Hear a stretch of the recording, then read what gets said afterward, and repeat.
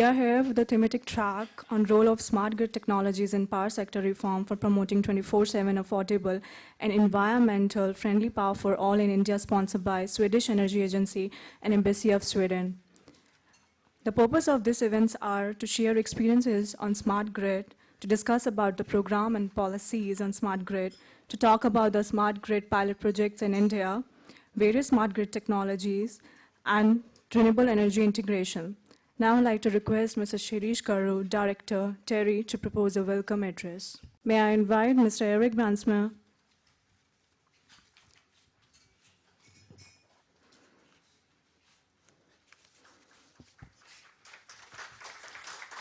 Mrs. Kumut Wadhwa, Ms. Ludwig Lindstrom, Ms. Maria Sandquist, Mr. Alakya Datta, Mr. Sandeep Pathak,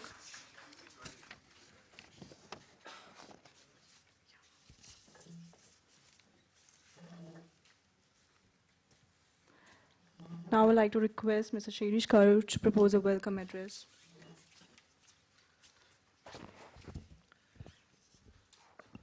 Good afternoon, everybody. It is my pleasure to welcome you all for this important session on smart grids. And I take this opportunity to welcome Mr. Brandsma, Head of DG of Swedish Energy Agency, Ms. Maria, Ms. Lundvig, Ms. Kumut Wadhwa, and Alekhya is my colleague. With increase percentage of renewable energy coming onto grid, I think, and new technologies coming for control of grid and monitoring of grid, with Internet of Technology coming for end use devices, I think managing grid is going to be a very kind of a complicated affair. And if we compare it both from large central grid perspective or from mini grid or micro grid perspectives, these are going to be real challenges. And of course, integration of variety of renewable energy resources and also the energy storage technologies, then comes the question of cost optimization and optimization of energy utilization in the efficient utilization of the energy in the grid. And these challenges are definitely more towards technology rather than social challenges. And I think today we have one of the best panel here who can discuss these issues, both what is happening internationally, what is Swedish experience, and also what is happening locally. Indian government has already announced smart grid mission, and we will have talk from Ms. Kumut Wadhwa on that. And it is my pleasure to welcome you all. I also like to mention here that we have representatives, from all parts of country and world probably, but we have Ms. Dogma from Leh Ladakh region. She represents the Ladakh Renewable Energy Agency, and so this is one of the highest cold desert at 35,000 feet above the mean sea level. And that's one area where there is a population, there is a need for army, and army also for smart grids. And now the region is very difficult to do anything.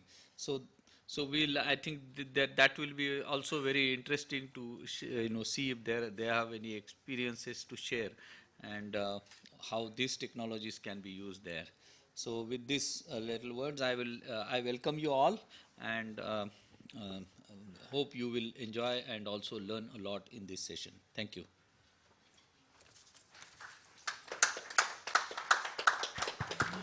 Next, may I invite Mr. Eric Bransma, Director General, Swedish Energy Agency, to deliver special address.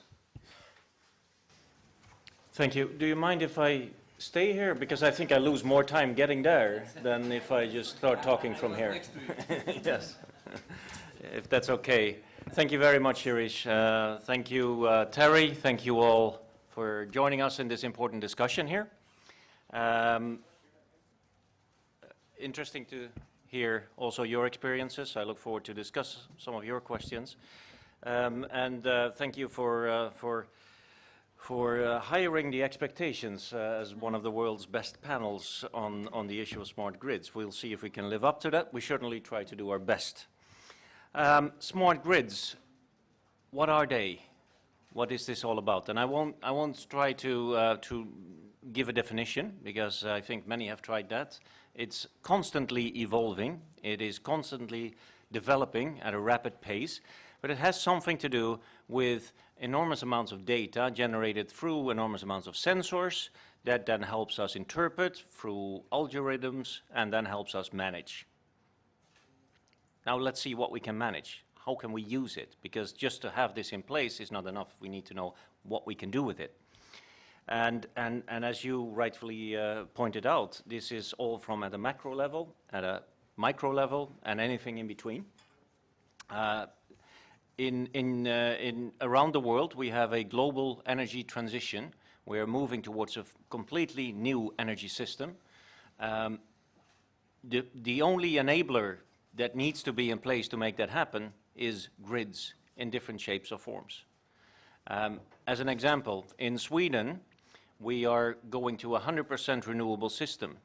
That means that we will rely completely on hydropower and add on bioenergy, wind energy, some solar, and that will only work if we connect ourselves to our neighbors in a larger extent, not only in the Nordic region, but also in the Northern European region, because we need to have a system where we can get the most benefit, the most cost-effective benefit out of harvesting the wind where the wind is blowing and bringing it to there where we need it.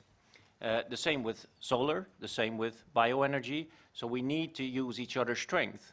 Now, India is a continent in itself, and if we dare think of a system where, say, northern India and southern India is in balance through a grid system, we can optimize and create the most cost-effective and even competitive advantage, where, for example, there where you have most solar hours bring the electricity to the metropole regions, but that requires a grid. And then at the mini level, I mean, small islands, we will hear the example of the Andaman Islands, where we're involved in a project. At the micro level, where we create microgrids that enable people to increase their quality of life and development opportunities. So this is all an enabler. You should see this as an enabler. What does it do? It helps us to manage the inflow of renewables. It helps us to link storage as a future element into the energy system, large scale, but also small scale, homes, etc. It helps us to be more efficient, to work with energy efficiency through load shifting, through managing peaks and valleys into the demand. We see some of, let me mention one of the sort of the larger consumer goods producers in Sweden, Electrolux, fridges, washing machines, etc. If they automatically understand when to put on their drying cycle, when the price is lowest, then you can do some load shifting. It also allows us to develop new products and services. I mean, if we think of where we're going with our current electricity systems, we see continuously lower prices. In the long run, I would expect that maybe electricity won't cost anything as a kilowatt hour. What will cost is the service or the products around it. And there is also where the new business opportunities will be.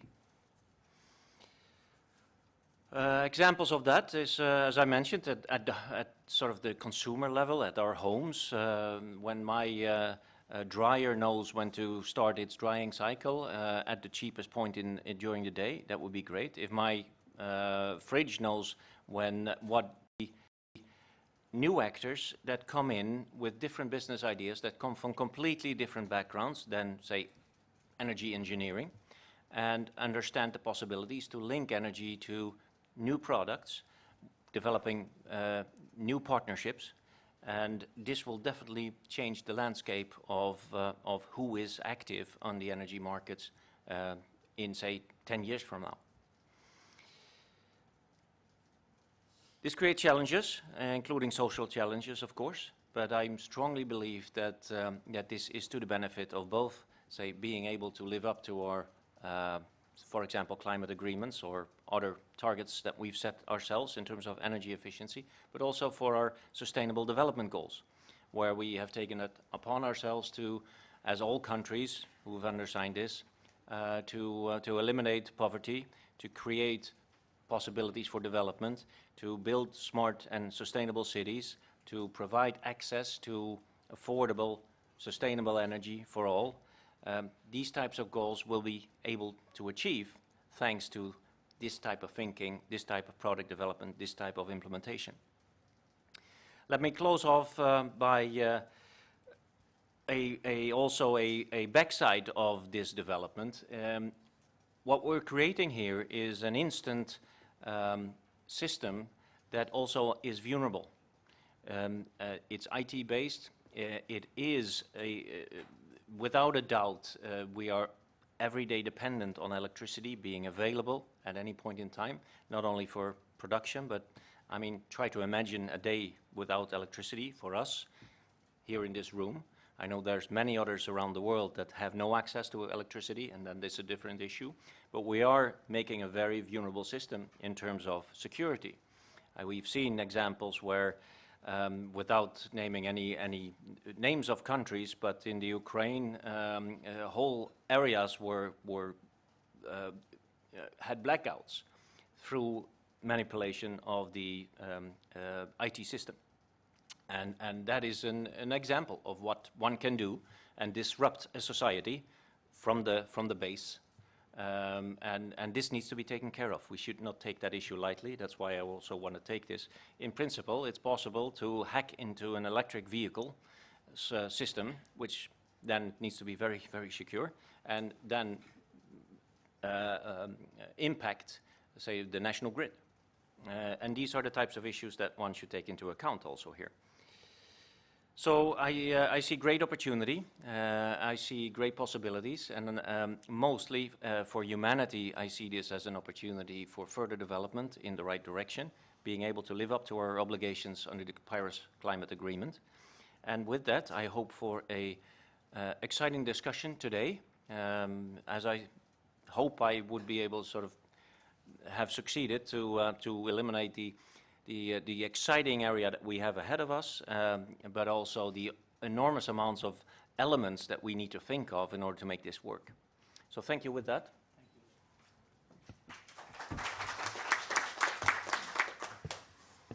Now I request to Mrs. Kumud Vadva, Deputy General Manager, Power Grid Corporation of India Limited, to talk about smart grid initiatives in India. Everybody, I'll be giving some brief about the smart grid initiatives in India. As Eric has already explained what smart grid is about, so I'll not redefine what smart grid is. I have divided my presentation into these agenda points. I'll be covering the smart grid vision for India, journey till date, about my institute, that is National Smart Grid Mission, what are the ongoing smart grid pilots and projects in India, and what challenges and opportunities are there for smart grid in India. Starting with a brief about Indian power scenario, let me tell that in India we have total installed capacity of around 304 gigawatt, of which the coal is the major source of supply, which is around 61%. Then is hydro, which is around 43%. And we also have around 44 gigawatts of renewable energy, comprising of wind, hydro, bio, and solar as well. The peak demand met as of August was 148 gigawatt, and the projection for growth in the peak demand and installed capacity is also shown in the slide, that it can go up till 1047 gigawatt required to meet a peak of 536 gigawatt in 2032. The power market also is developed, and about 9-10% energy is handled through power markets. The smart grid vision for India was defined in 2013, and it suggests that we need to transform the Indian power sector into a secure, adaptive, sustainable, and digitally enabled ecosystem that provides reliable and quality energy for all with active participation of stakeholders. Let me tell that in India we have a very different scenario. Here the easiest way to meet demand response is simply to disconnect the feeders, and there will be no electricity to the complete area. Globally, this may not be the practice, but in India the demand management is through disconnection of the complete supply for few hours as and when there is a scarcity of supply or there is some emergency scenario. So this is the scenario that we need to change. So how we can change it with smart grid? So that also is one of the functionality that we have defined, that wherever smart grid will be implemented, there will be no load shedding or no disconnection of feeders, and we will go for brownout in place of blackout. So those consumers will be given little or lifeline supply just to sustain, and the complete disconnection will not be there. So this is one requirement which is different from the smart grid requirements which is existing globally. The smart grid initiatives by Government of India, India Smart Grid Task Force was created under Ministry of Power to give policy direction for smart grid initiatives in the country. There was a parallel body, India Smart Grid Forum, which is a non-profit voluntary consortium of public and private stakeholders. And India Smart Grid Task Force had approved around 11 pilot projects and one smart city pilot supported by Ministry of Power with 50% funding from Ministry to test various technologies in Indian scenario. This India Smart Grid Task Force is now subsumed into National Smart Grid Mission, which will be acting as the focal point for coordinating all the activities being undertaken for development of smart grid. There are also several other initiatives which are being taken by various entities like CEA, BIS, Bureau of Indian Standards, CPRI, Bureau of Energy Efficiency, and other stakeholders. The smart grid journey till date is, as I have already mentioned, that 11 smart grid city pilots and one smart city pilot project is under implementation with 50% funding support from Government of India. Vision and roadmap for India is already released in 2013. Smart meter standards for Indian conditions published in August 2015. Model smart grid regulations are already approved. Test bed is being developed and one knowledge center is being developed by Power Grid. And the functional requirements of AMI, advanced metering infrastructure, is under finalization by CEA. The structure of National Smart Grid Mission is three-tier. It is chaired by Governing Council. The first tier is Governing Council chaired by Minister. Second tier is Empowered Committee supported by Technical Committee. And on third tier, we have National Smart Grid Mission Project Monitoring Unit led by Director NSGM, and it has 4 verticals: Policy Planning and Monitoring Unit, Data Management and Cyber Security Unit, R&D, Project Training, Capacity Building.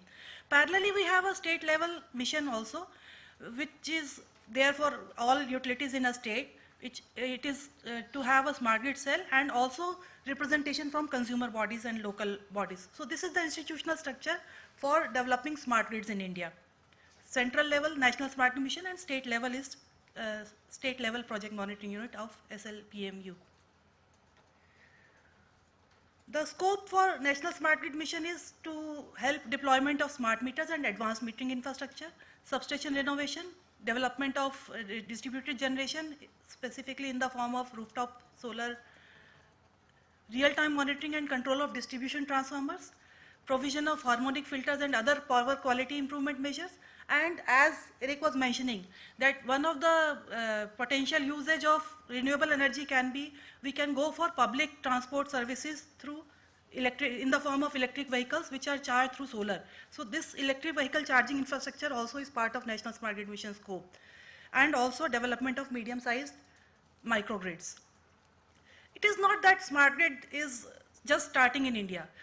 The other initiatives, IT implementation initiatives, started long back.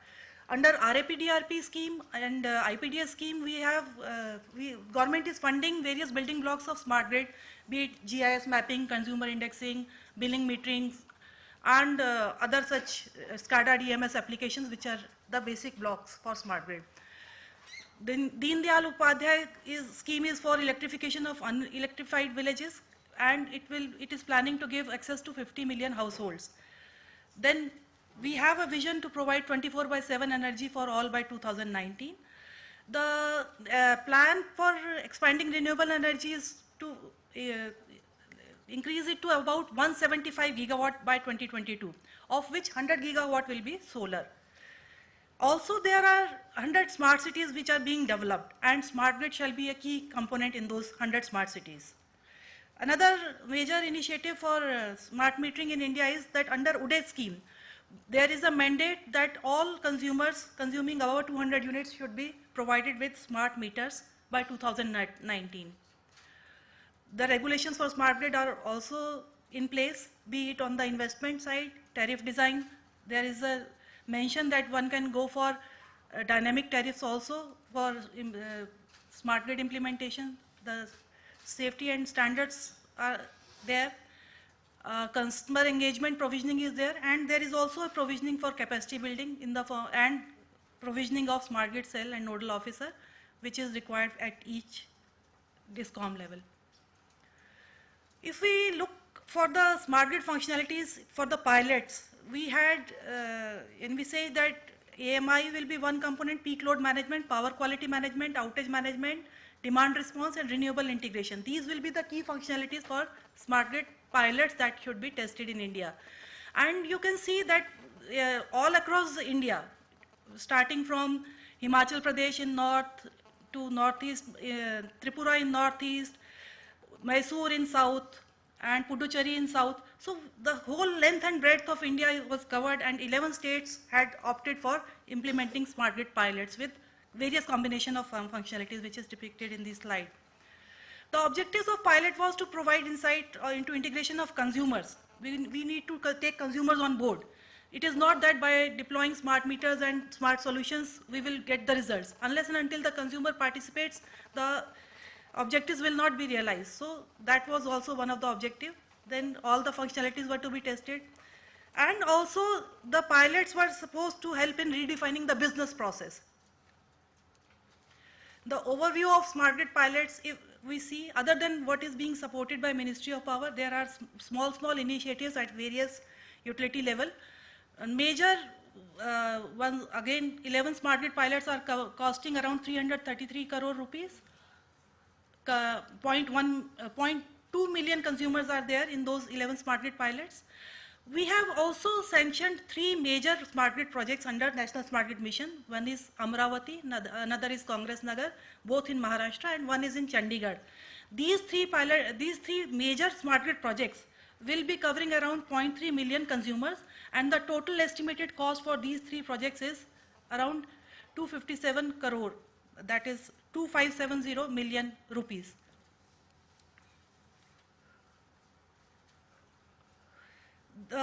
Next, I am giving the screenshots from one of the pilot which is being deployed in Ajmer with the support of USAID team, wherein the meters are now reporting data, and the analytics are being designed and are made available to the utility.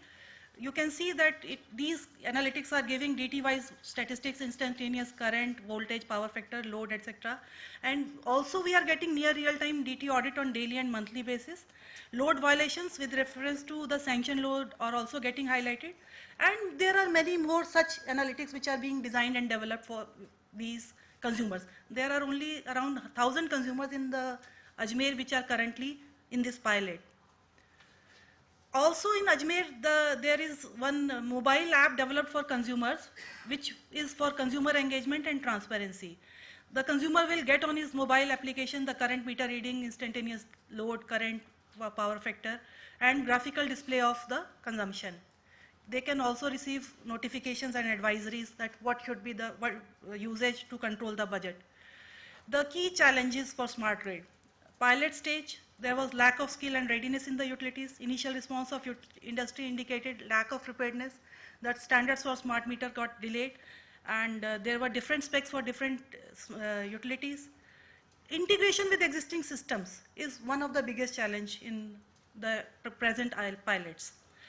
And moving from pilot stage to current stage, we are struggling for finding the suitable test facilities for end-to-end testing of meters, interoperability issues. Whatever solutions we are getting to know today may not be interoperable in the communication segment. So how to address those interoperability issues? That is a big challenge. Then regulations being adopted by the utility, business case and skill development, etc. are the challenges. What are the opportunities? 35 million smart meters installation is envisaged by December 2019 as per Uday mandate.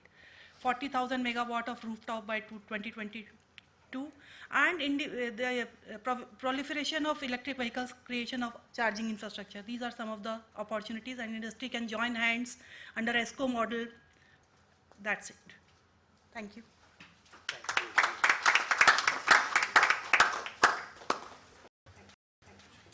This was one of the most comprehensive review of what. It's one of the comprehensive review of what is happening in Indian Smart Grid Forum and what are our plans. So, with this, actually, we will hand over the session to Mr. Eric Brandsma for the first technical session, and I will shift that side. Thank you. Thank you very much. Thank you for an excellent presentation. That was very interesting. We have a minute. Is there anybody who has already now a burning question, either to me or to Ms. Fatwa? No?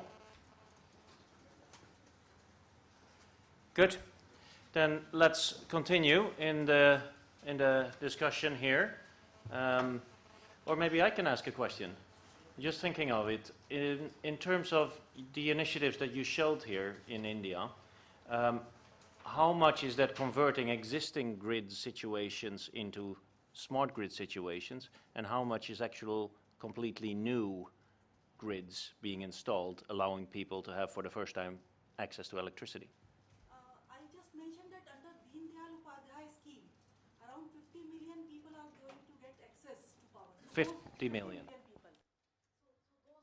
Be the people who will be getting connected to the grid for the first time, and Excellent. whatever rest initiatives are there, those will be converting the existing grids into smarter grids by redeployment of meters and supporting infrastructure, communication infrastructure, and the IT solutions. Excellent. That is impressive. I'm hearing figures between 250 and 400 million people in India that don't have access to electricity somewhere there. So that 50 million is an enormous chunk out of that figure. Very good. Hello, ma'am. I'm from Ajmer, and it was a news to me that this pilot is going on in Ajmer. So, is it possible for us to get more information about it, or? Yes, of course. Okay. And we have team from our USAID also. Mr. Bhaskar is there from Okay. Sure. team who is currently. Sure. Okay. Thank you.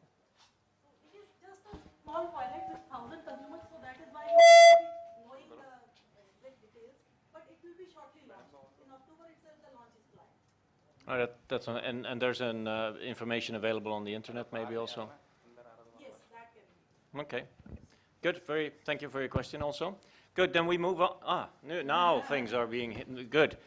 Can we have a microphone here? Brief question. Very good. They're coming. Hi, Yes. I'm Bharat from Gram Power. In terms of interoperability, why can't is it possible for developers to have a common standard communication protocol between the DCU level and the cloud, on which the developers can work on with the government and deploy their smart grid pilots on that communication protocol? I feel that question is directed to Ms. Vatma. Can you answer? Have we a microphone back there? Yes, very good. Very much possible, but the industry is to support, because interoperability already exists in the IT world. We can connect through our mobile, through our laptop, through our PC to the network and get our access to email. So what is smart metering data from the smart meter? It is just a packet of data. So that packet of data should be available in an interoperable manner to the applications whichever want to consume. So this should be the ideal scenario, but as of now, whatever messages we are getting from the industry is that there is some dependency on the communication chip which will be there in the meter, and with that chip only those who are putting that chip into the meter, with those meters only the interoperability can happen. So this is the current scenario. And because we are not binding to a particular communication technology in terms of say RF or PLC, so again development of single standard is a challenge, because some areas will need PLC or some areas may work better on RF. So Thank you very much. I think that was a very extensive. maybe we can get some idea from Eric on this, how they are addressing this interoperability challenge in Sweden. We'll put that one on the list to have a discussion on. It's a very good question.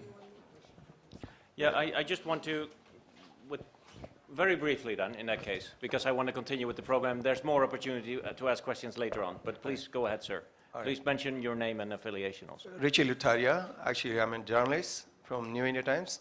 I wanted to ask this, the role of smart grid technology, is it really smart for the consumers actually?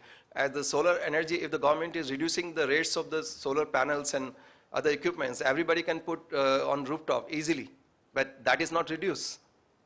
And either it's not manufactured in India or the import duty is increased, that way it's not accessible for the common people. So how it could be smarter if it's not for a reasonable price or something? I mean, I think you have anything to say on that? And you is the representative from the government? Yes? Can we? We have experts from Ministry of New and Renewable Energy, Mr. Hiren Chandragowda. So he's in our panelist also, one of our panelists as well. So sir, if you can shed light on that. Yeah, hi. I think I will try to answer your question, sir. See, prices are reducing. Last week, SECI has opened one tender, and in the tender, price is varying from 45,000 to 67, something like that. So that price is reducing. Per kilowatt, 45,000. And in addition, government is giving subsidy to 3 categories: private, residential, then institutional, and commercial. Then social. Commercial and industrial we are not giving because they are already paying higher tariffs, and their cost benefit analysis says that their payback period is good. So prices are reducing. We are also having right now inverter coming from outside the country with some IEC specifications, and also in India we are manufacturing. So things are moving, and like this, as that smart metering concept is also coming, and which could, somewhere we have to begin. Thank you very much for answering. And I think there's a whole different discussion about how the tariff system and Make in India works. We see a clear development of enormous drop in prices. So at some point in time, this should be a package where you have solar panels, a battery, a storage system, and a steering system that guides the electricity to where it's needed. That should be available at a very reasonable price, I think, even available to those that don't have much money right now. But we'll get back to that. I think that will be an interesting discussion to follow up on. Thank you very much. Then let us continue to the next point on the agenda, and then I'll ask Maria, my colleague, Sandqvist, from the Executive Director for the Swedish Smart Grid Council, to give an overview of what's happening in Sweden. Why do we do this? It's an integration of renewables. We have high ambitions on that, 100% renewables, 2030. We try to create the value for the consumers with this, and that's how to do the demand response, but also to have a better quality in the electricity supply, a more robust grid in the upcoming situation. Flexibility, which is also something that the consumer can gain from. Micro-production, so we have some funded, supported by the Energy Agency, some projects on micro-production in Sweden as well. And also a possibility for consumers to be prosumers. So this is some of the driving forces behind, but then of course there are a development of technology that make it possible. I will come a little bit to that. So what is Smart Grid Forum? It's a governmental initiative. We have a steering committee chaired by the State Secretary for Energy, Niels Wikman. It's a platform for dialogue and cooperation on smart grid. So our task is very much to gather the different actors and stakeholders to find proposals and actions. How can we promote smart grid in Sweden? And it's also to enhance development of smart grid in Sweden and globally. So therefore it's very, very good for me to be here and meet with you and have this international cooperation. We have a steering committee, as you can see. It's many different actors, regeringskansliet, that the governmental offices in Swedish. But then we have well-known brands like IKEA, Google, ABB, Ericsson, but also real estate companies like the one in the middle, Vasakronan. So there we have the consumers into it. And then authorities, the Energy Agency, the National Grid owner, but also the regulators, the inspectorate, and some organizations, stakeholders organizations. So the idea is to gather all those people together and discussion how could we enhance smart grid. And we will also have task forces to put forward different proposals. And the background is that in 2012, the government appointed a coordination council for smart grid. They reported in 2014, and then it took some time for the government to take the decision, and now we newly started this forum for smart grid, Swedish smart grid, which was one of the proposals from the coordinating council to start this forum. And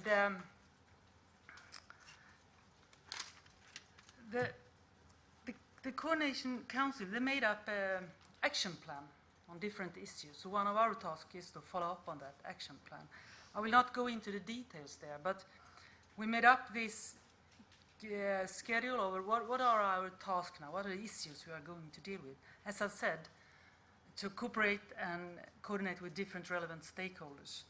Look at the application of smart grid in Sweden, how we can enhance it, and also the rules for market design and incentives, and that's very important. Research and innovation, which is very much supported by the Energy Agency, and export and growth. But I think the most important thing in this picture is the red arrow, that one of our tasks is not only to coordinate the different stakeholders within this area, but also to see how do the different areas have to be linked together and be developed in parallel, and taking into account the development in research and development, for instance, when you do the market design or when you do the rules and incentives on the market. And this is very important, that you have this knowledge about new technology when you do the market design or rules and incentives. And on the other hand, also when you do the research, to know what is acceptable on the market. So what have the trends then been after 2014, when the Coordinating Council put forward their report? They made up 4 scenarios. And on the one axis, they had fast and slow development of variable renewables, and on the other, more or less value for the consumer. And the development sense in Sweden has been more renewables, more variable production, power production, and there is a greater focus today on consumer value, which is very much at center. I can also tell we had the meeting middle of September with a steering committee where they had to look at this, what's the vision of a smart grid, what's the vision of the forum for the future. And they very much had the consumer, the people who live in the house, that is at the center of their vision. This is the starting point. So this is very much a focus for us. And it's also a growing trend to micro production, and also even at individual houses to have solar PVs, for instance. And this is driving forces for the smart grid, and underline the need to integrate smart grid in the system. I hope you give me a hint if I talk too long time.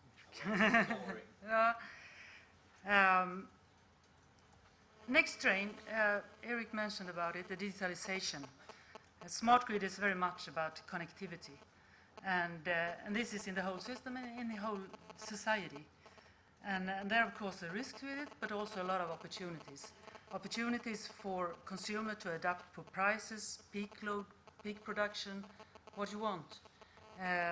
But also a great opportunity for new businesses, new actors to come into this area of the electricity system, energy system. And there I think we also have one of the challenges to get the traditional companies, the cooperation, and take on board the new technology and see an opportunity and not a threat in it. And it might also be so, if they don't see an opportunity, it will be a threat to them. So this is very important. But this is much also some home energy management and that flexibility. So that's one important trend. And then also, I think that to develop this, we also need this international cooperation on policies and standards, so that we have the same principles, the same standards globally to roll out the different smart grid solutions. Otherwise, it will be quite difficult, I think. And so we need international coordination when we develop both the technology and we develop the principles, the rules and regulations and the policies. And so therefore I also very happy that we have this cooperation in Sweden, we have this cooperation with India, and this is very good, and also to cooperate on all different levels. We are also participating in ISCAN, International Smart Grid Action Network, for the same purpose, also to have a cooperation on policies. International standardization is also very important, and Sweden is member in IEC in that sense, which also have to do with the interoperability and solutions there. Finally, what's the key issues? It could be a very long list. I chose this one. Business models. We have a deregulated electricity market in the Nordic countries. We need to find business models where the consumers can have an economical benefit from investment in smart grid, or the type of equipment you mentioned, Eric. And there need to be an economic benefit for them somehow. But also for grid owners, for utility suppliers, and also for the new companies coming in with new solutions. It must be business, at the end of the day, it needs to be business driven somehow. The digitalization in the energy sector, as I mentioned, storage, fast development there. Costs are decreasing very fast, reduced very fast, but there is also some, so I think it will come in. Once again, you need the business models, the right regulation for it, so it gives room on the market. We have also some challenges there as environmental issues. You will need to have a recycling system if you have large-scale battery production in the world, and this is very important to take into account as you start this journey. International cooperation, as I mentioned, and the integration of the development of new technologies and development of policies, incentives and regulation, a little bit hand in hand. So at the end of the day, when you have a new technology, it can also be given room on the market. That is very important. So that was my, not so technical maybe, but where we're going, I would say. Thank you very much, Maria.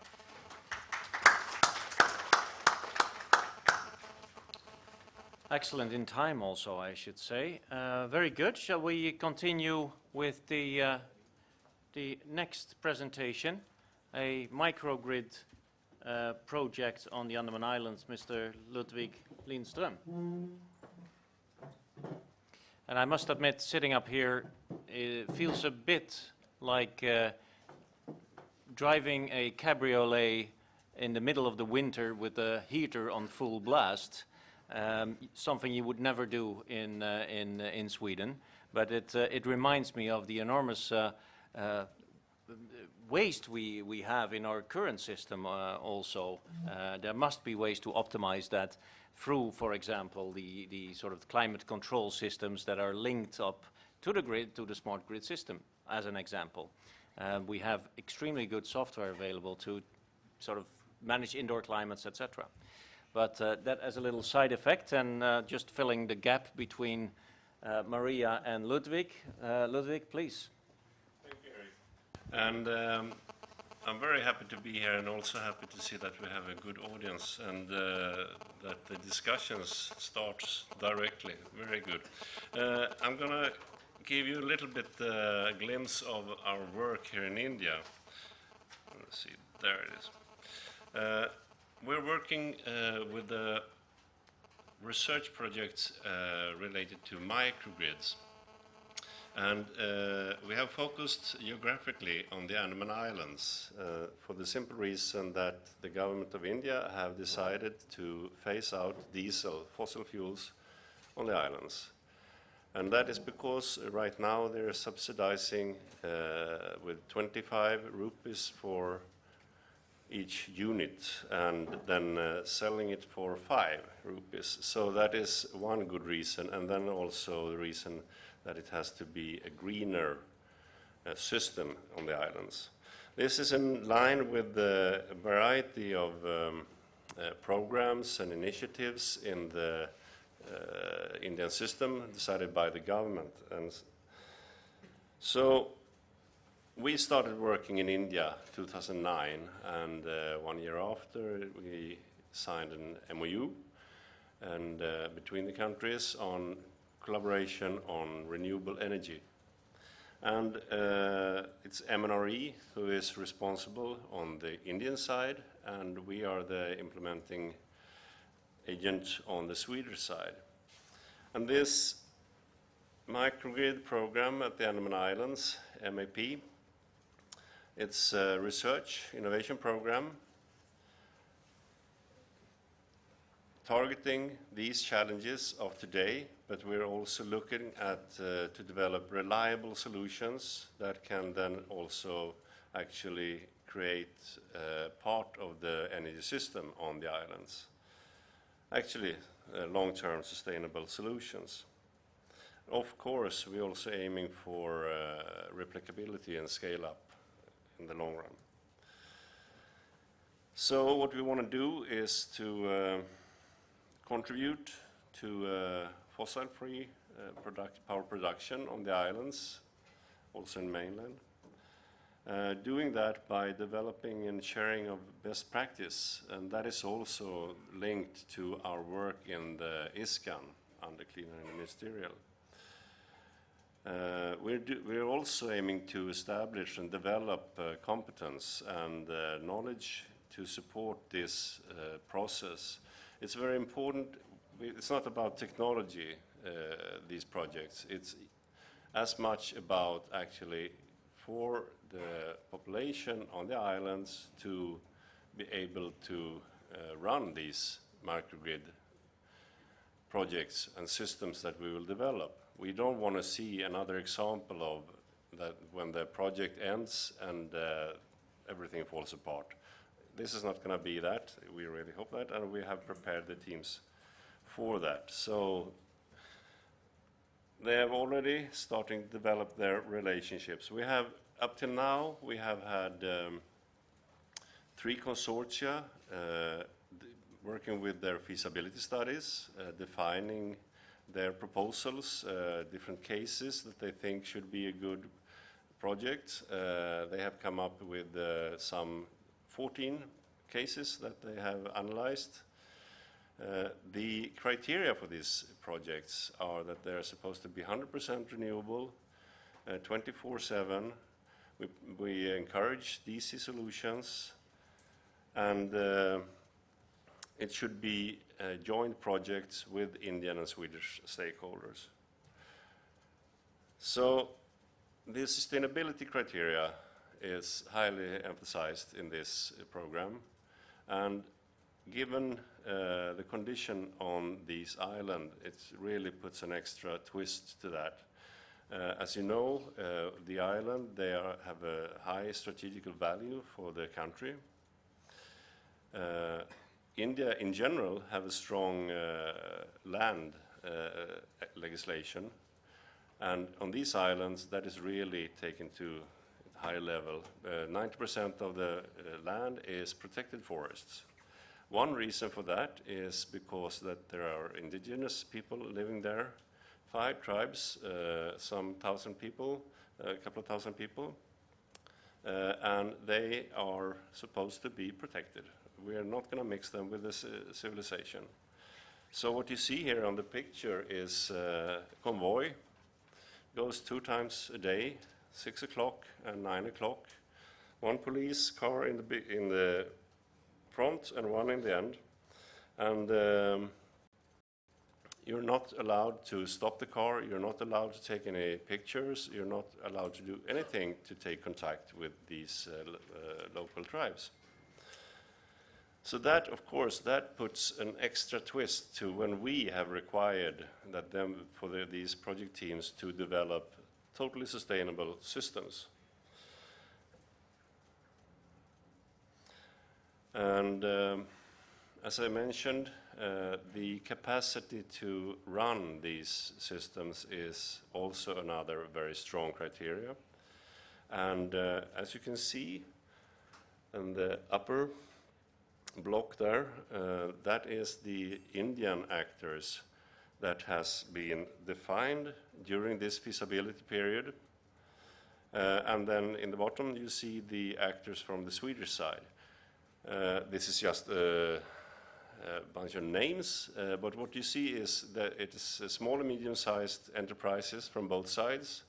It's research institutes and it's universities from both sides working together on this project. And we have now, based on these 14 cases that have been analyzed and proposed, we have, together with MNRE, selected 6 projects that we're going to take for implementation. These are, they are different, they reflect different contexts. So it's going to be put up on 4 islands, Neil Island, Havelock Island, Port Blair itself, the capital of the state, the islands, and then also 1 more island to be selected by MNRE later on when we see what will be the best solution that is developed at the university in Port Blair. Because there is one of these initiatives and programs that has been developed by the government of India. One is about electrification of remote islands. So 4 different islands will be involved in this program, 4 different contexts. As you saw, looking at the actors, it's both public and private actors involved in this. And we are looking at hybrid systems. The solar, there's not enough solar because it's a lot of clouds, come and go. It's not enough wind, only a few spots where there is good wind conditions. Protected forest, there's not much biomass available for these projects, and so on. So it has to be hybrid systems to balance and make use of all available resources. So what will be tried out and exemplified, showcased in these 6 projects is solar power in 3 different setups, both fixed systems and also tracking, solar tracking. When it comes to the balance, the teams, they found actually the only available biomass resource that is available on the islands, and that is coconuts residues. So that will be gasified, and then they will use a Stirling engine for the power production. Biogas, of course, will be one supply stream. And then they will also try one project to do another thing with the coconuts, meaning pellet technologies. When it comes to storage, there will be examples of both lead acid, lithium-ion batteries, but actually also fuel cells. We're approaching the hospital in Port Blair, the main hospital. They have a need for oxygen, and that is already budgeted. So using the solar power, extracting oxygen. So in this case, then hydrogen becomes the extra product. Otherwise, it used to be the other way around. So then also the hydrogen will be a part of the storage. There are also we have also encouraged them to also look into other positive side effects of these projects. So they're going to also in these systems include desalination, soil improvement because of the gasification process. They will get the charcoal that can be used for the agriculture and also the forestry to improve the soil. They will use absorption cooling system based on the waste heat. And they have also developed different functions with the punch-outs, so they will create a circular economy in these islands, where the punch-outs will be also involved in the storage of the coconut residues. And we are aiming to move quite fast. The government have high ambition to solve this problem within only a few years, and we're going to do our best to contribute to that. So we actually going to start the implementation before the end of this year, and with the capacity building and skills development, the project will go on. Some of the projects will go on up till 2019. The budget, as it looks now, is around 45 crore. That will be shared by us, the Swedish Energy Agency, MNRE, and actually also the private sector actors. And so with this, we hope that we will actually develop examples of cutting-edge systems that will showcase the best practice 2020 and be a contribution to a long-term sustainable system at the islands. And we also want to develop this knowledge to bring it home to our work in Sweden, but also mainland India. So that was about that. Thank you. Thank you, Ludwig. Excellent. And I should also thank you for the fact that you've made this session possible together with the Terry organizers. An excellent job. Good. Then let's move on. Then we have Mr. Alekia Datta, who's going to tell us a bit more about the project in Panipat. Thanks, sir. Yeah, I hope that I will make sure that there's some time for questions after all the 4 presentations. I promise.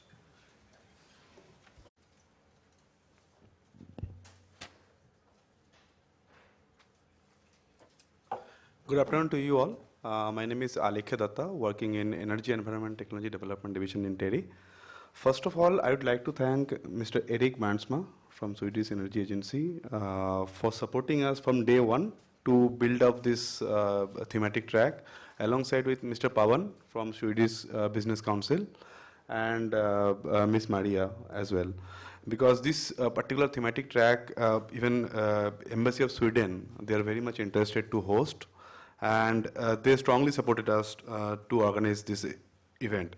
So before proceeding to my presentations on our Smart Grid pilot projects in Panipat, I'd like to thank you all to have here, because we have a good, mix of audience. And without wasting my time, I'll take only 5 minutes to brief about what all the Smart Grid pilot projects that we are doing in Panipat.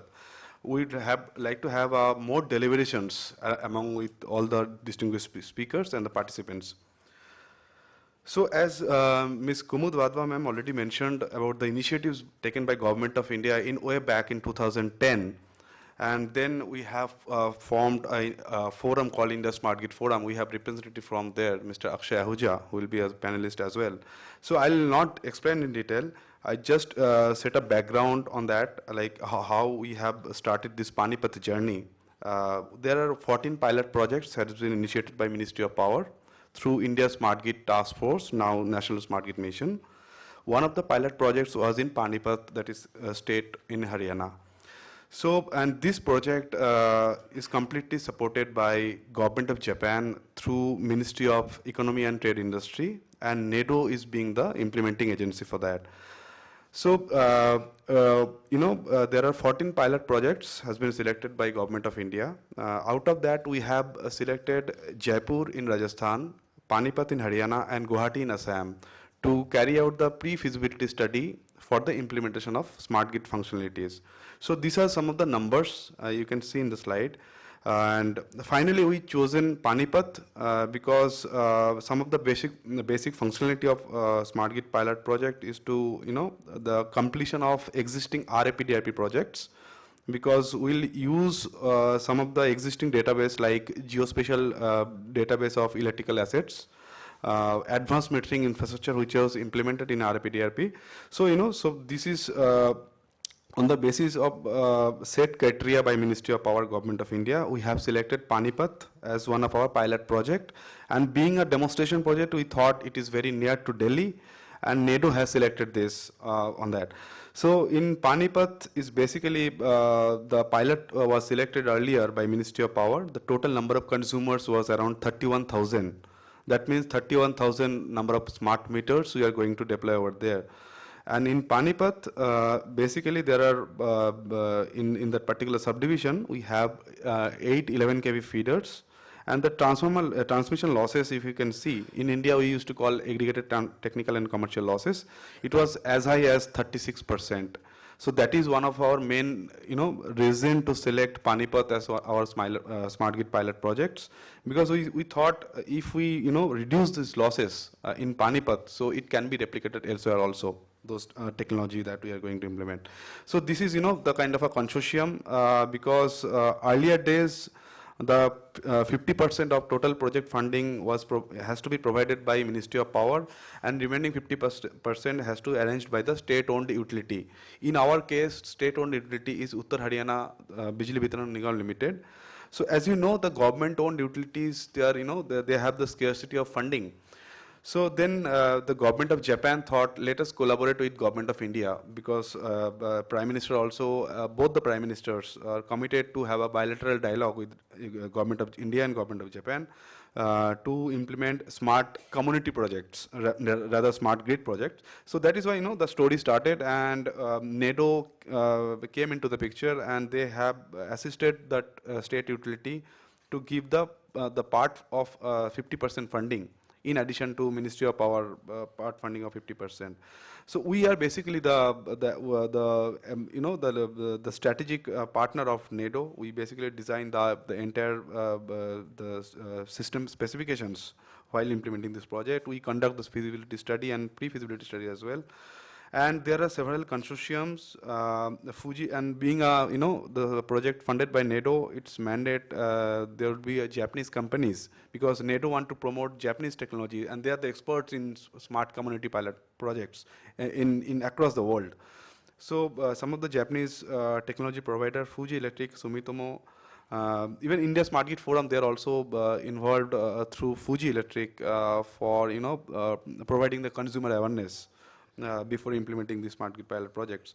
And also, as our IT partner, Accenture India is also involved in this project, and General Electric and Fuji, they have the consortium for smart meters. Of course, we are following the BIS 62116 smart standards for smart meters, and we are also trying 3 different kind of communication technology. One is a patented one from Aclara, that is we used to call as a TWOX. I'll explain later. And other 2 technologies is radio frequency and RF mesh. And so this is, basically the location of the Panipat city where we are implementing this pilot projects. And this is the earlier by the Ministry of Power. These 8 11 kV feeders were selected. Around 31,000 consumers were selected in that time.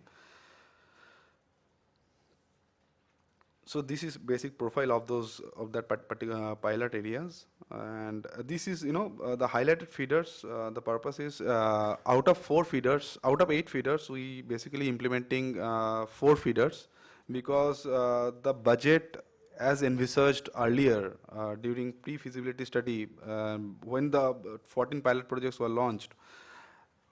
Even we are implementing 4 feeders out of 8, our budget almost exceeded 50%. So you can say the double what expected by Ministry of Power. So we reduced our number of feeders, and I will explain you So we'll be covering 4 feeders, 11 kV feeders instead of 8 feeders, and 11,000 consumers and 131 DTs. So you can say earlier it was 31,000 consumers, now we reduced it to 11,000 consumers, because being a project implemented by government of Japan, so they want to focus more on capacity building activity also. So we have a certain amount, substantial amount kept aside for the capacity building activity of the utility officials. So, so this is the total numbers of the selected pilot area, and this is some ground installation in Panipat.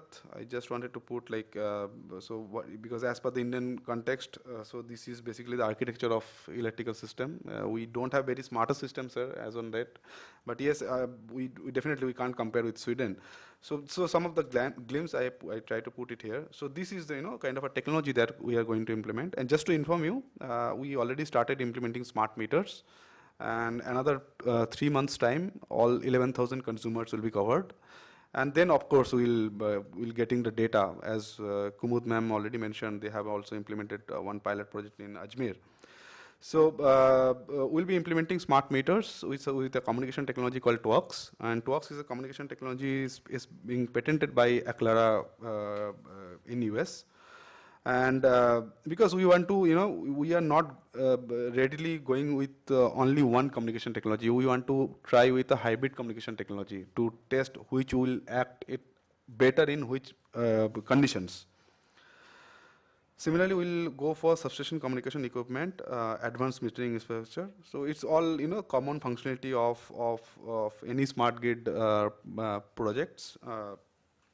And this is the basically in the right hand side you can see the architecture of the communications. Means all smart meters will communicate through TWOX, and for the substation to control center it will work on GPRS on 3G network basically. So this is the communication network. So TWOX is nothing but a kind of a PLC technology, but it is having some added advantage over that. And so this is, through 3G we'll be using from the substation to the control center. And in Haryana, there are 2 utility companies exist. One is Uttar Haryana and second one is Dakshin Haryana. And they are sharing with one common data center that is in one place called Hisar in Haryana. So we'll be, we have to, push the data to those control center. And so this is kind of a implementing strategy that we adopted basically during the implementation of this project.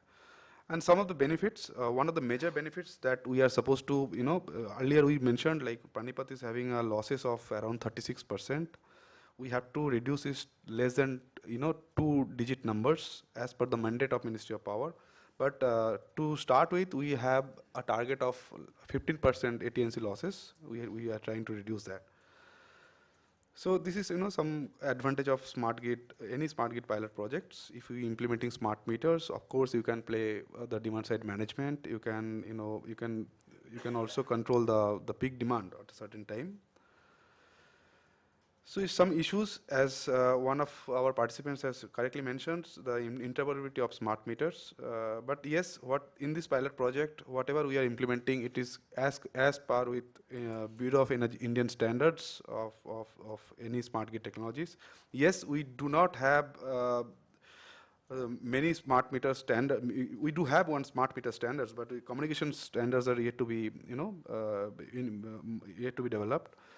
And some of the functionalities, we do not have Indian standards. In that case, we are using IEC, International Electrotechnical Commission standards for that. So that, in our system, today we are implementing 11,000 smart meters.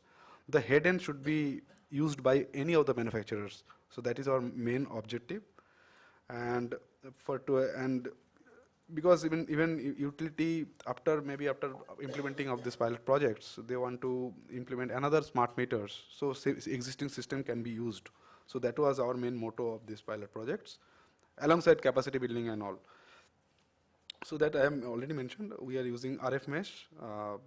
G3 PLC is basically the TWAX and the 3G network also. The kind of a hybrid communication we are trying to implement here, just to see in which cluster what technology works better. So this is the kind of a rough comparison that we made, because also we have to see the cost benefit analysis of these communication technologies. And so this is kind of a schedule. We are expected to complete this project by 2017. And I'll hand it over to Mr. Eric Wernsma to deliberate more on the the issues that we thought. And Mr. Ramanathan sir, I think, would be moderating our panel discussions. So thanks a lot. Thanks. Thank you, excellent, and I think that you did justice to the fact that this is called a technical session. Yeah. Very good, thank you. With that, I'll pass on the word to Mr. Pathak, Sandeep Pathak from Siemens. No, sorry, Schneider Electric. That's a slip of the tongue there. Sorry, Schneider Electric in India. Thank you, very welcome. And with that, I'm sure we'll have some good discussions afterwards. I will use some of the time until 15:15 for as much questions as you feel you need to pose. Good evening, ladies and gentlemen, session chair Mark, my colleagues on dais. My name is Sandeep Pathak. As a profession, I am smart grid expert and solution architect for Schneider Electric in India and globally. Other than Schneider Electric, my affiliations are with the India Smart Grid Forum. I am one of the board of governors with this, and I am also member of EMA Smart Grid Division and LVDC divisions in India. When I got invitation from Terry on this subject, I was very much fascinated by the thematic line. And that was beyond 2015. Let's forget about this number 2015. It can be beyond 2016 or 17 or 18. The important part is something beyond. And we cannot go beyond unless we really go back a little bit in the past and we know how we reached here where we are present. So this is a new Schneider Electric dimension. So if you see in last 4 decades, we have not progressed, and there was no smart grid in the past. There was some smartness. But if you see this 4 decades, we changed not only technology, we changed not only business model, we changed everything. So if you see, I categorized in the business models, in energy markets, in technology, everything's changed. Numerical relays to digital relays to connected world. Now centralized, everything was centralized, then everything was semi-centralized, and now we are going to another world called decentralized. We don't want centralized. We want everything. Why? I'll come back to you. Decentralized has its own pros and cons, but they have some benefits. So this was we as a past. So we have to leverage from past, we have to learn from the experience of past, and then we have to build our future and beyond our future. So what is the beyond? So this was the last 4 decades, and the next 4 decades.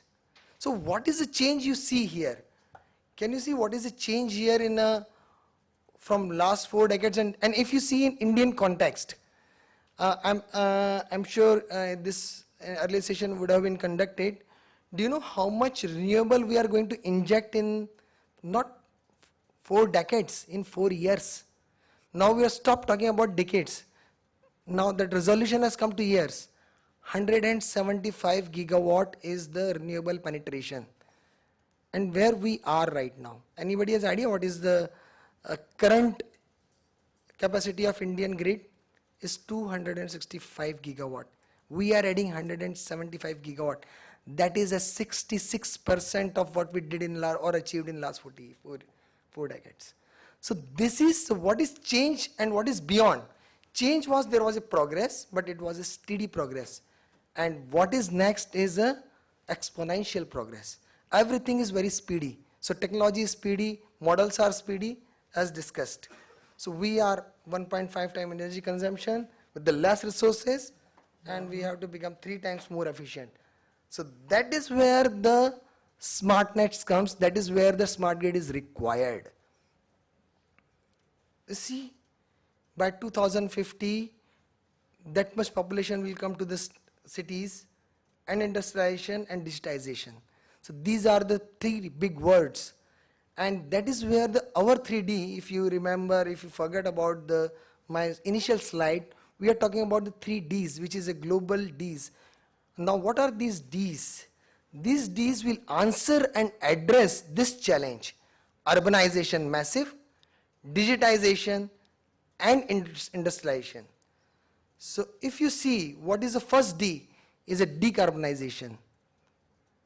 We have seen that, okay, 2 days back I was in a global annual energy conclave where the 2 of the ministry from energy, Mr. Piyush Goyal, Minister for Power, and Dharmesh Pradhan for Petroleum and Natural Gas was there, and they both say they are there for the renewables because India has signed the COP21 document and already agreed for that. So now India is now committed for decarbonization. So that is the main word. That's why we are going for the 175 gigawatt of renewable, where the 100 gigawatt will be coming from solar only. And to address to the question the gentleman asked, that we are doing because really there is a 40% reduction thanks to China on the PV cells. So there is a really very deep dive into the pricing in the PV solars. Then second D is a digitization. Would you imagine that 50 billion connected devices on the grid? Now every device which is now being purchased has a intelligence and some kind of communication into it. So every device you put it, RTUs, FRTUs, fault passage indicators, everything is connecting. Switch gears are also intelligent. Switch gears are no more conventional. They are also communicating. So everything which is on the grid is start communicating. They are active devices. There are no more passive devices. So when there are 50 billion devices on the grid, you have to manage that grid. Really. And third D is decentralization. Gone are the days where the centralization is there, but it's more. Why more decentralization is?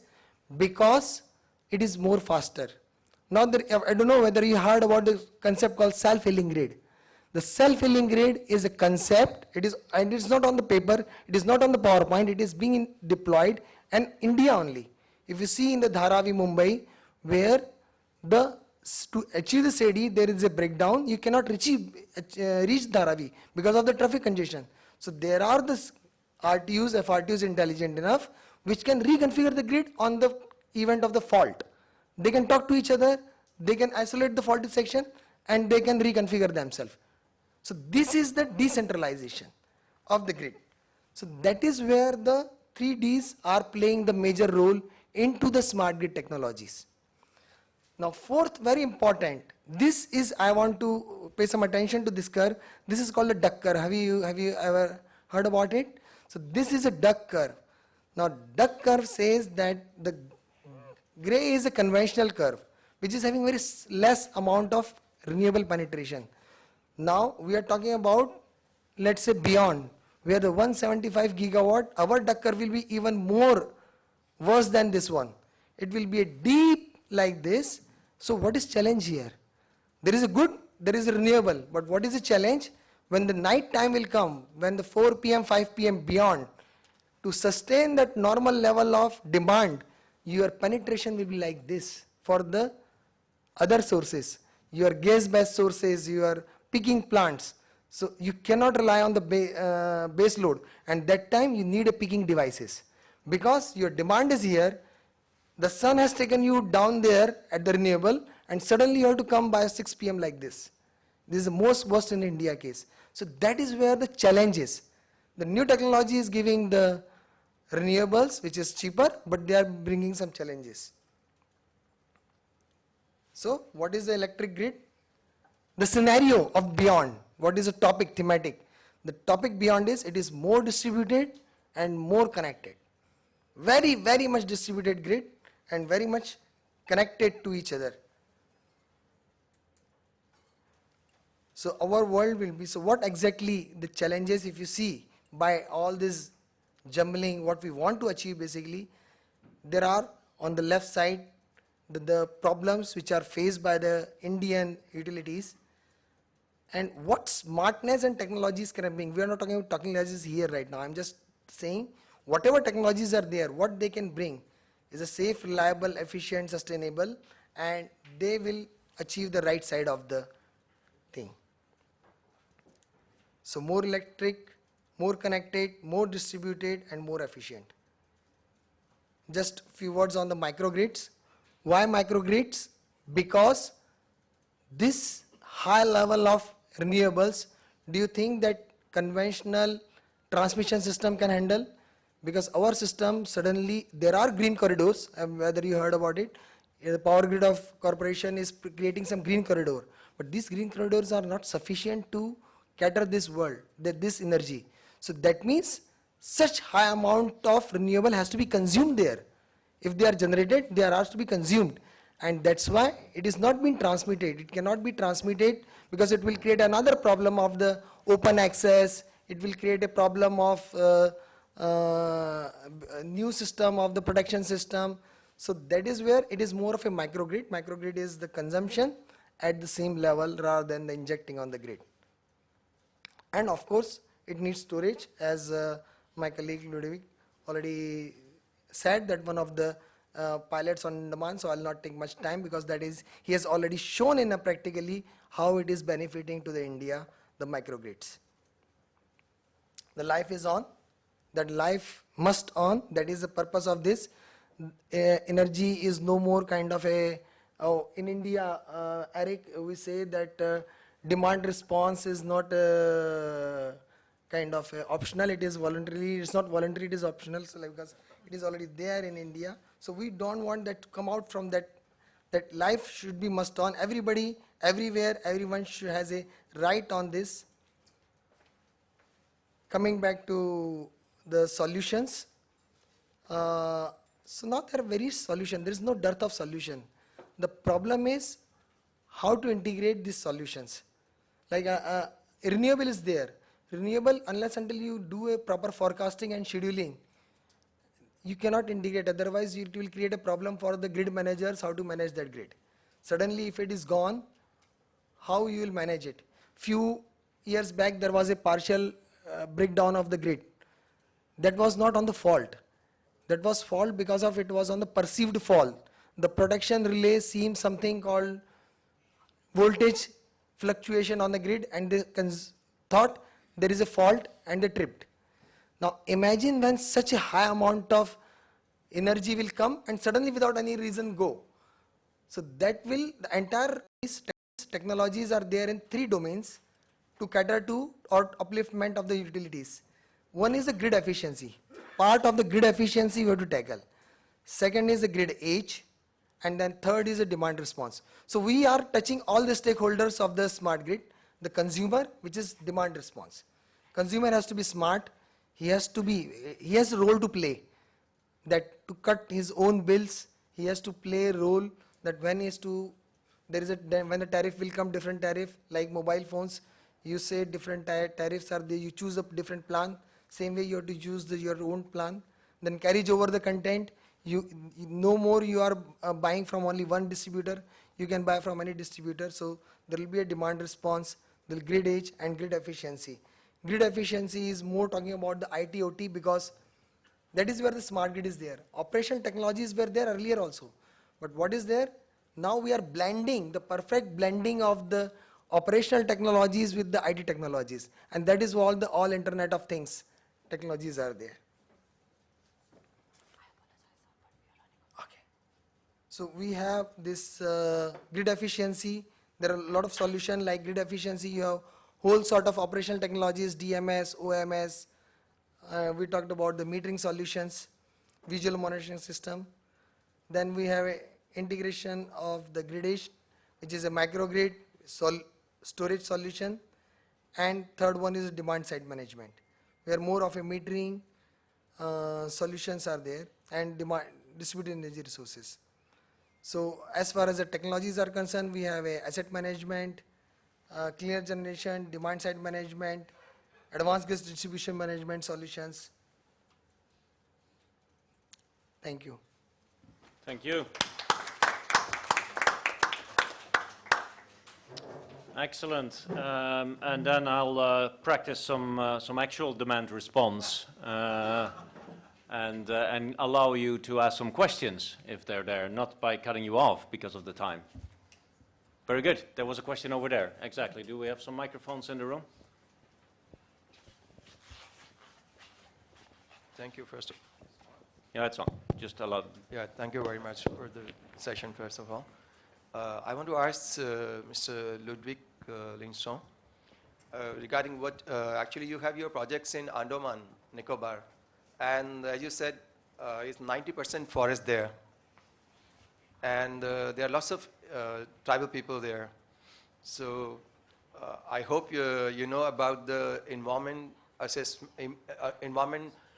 impact assessment and social impact assessment that needs to be taken before actually the permission, before starting any project there and disturbing indigenous people's life or disturbing the forest cover.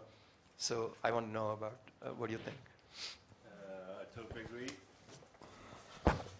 I totally agree, and that is actually what I emphasized, that given that we already, in general, for all kind of projects we support, we always aim for sustainable solutions, considering the whole spectrum. And this, and what we wanted to describe here is that, given that in this situation, the local conditions, that is even putting more pressure on these project teams and implementing agents.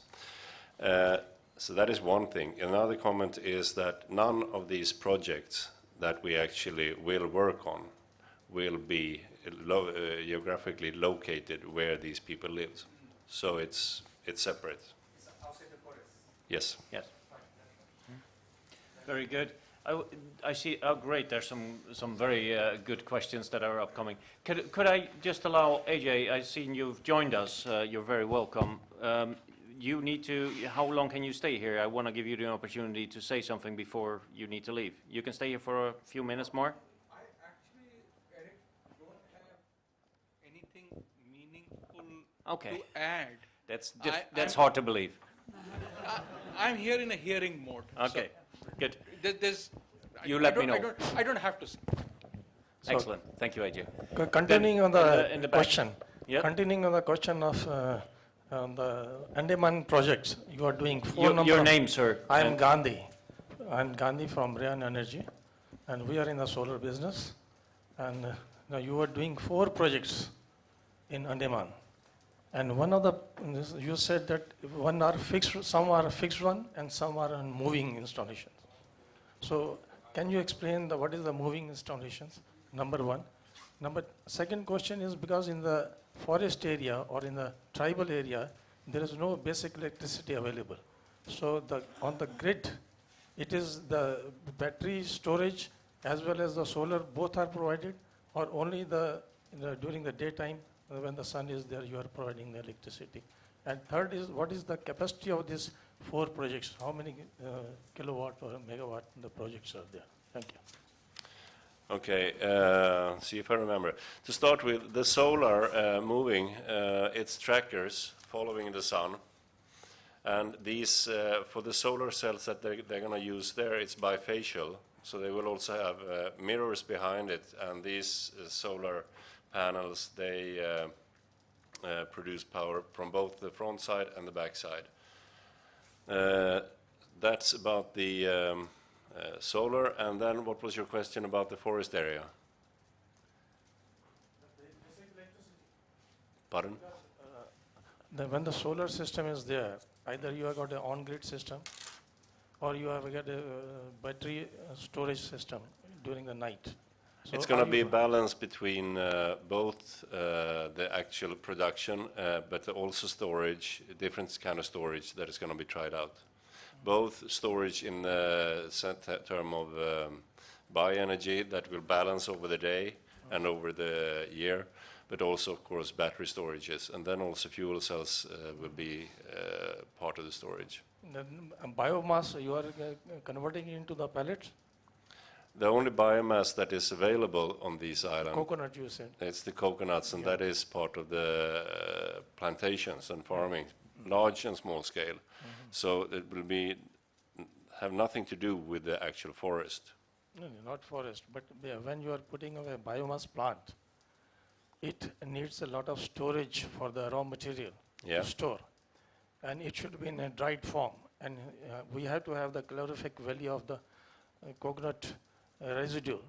So all these aspects are taken into consideration while designing the biomass plant.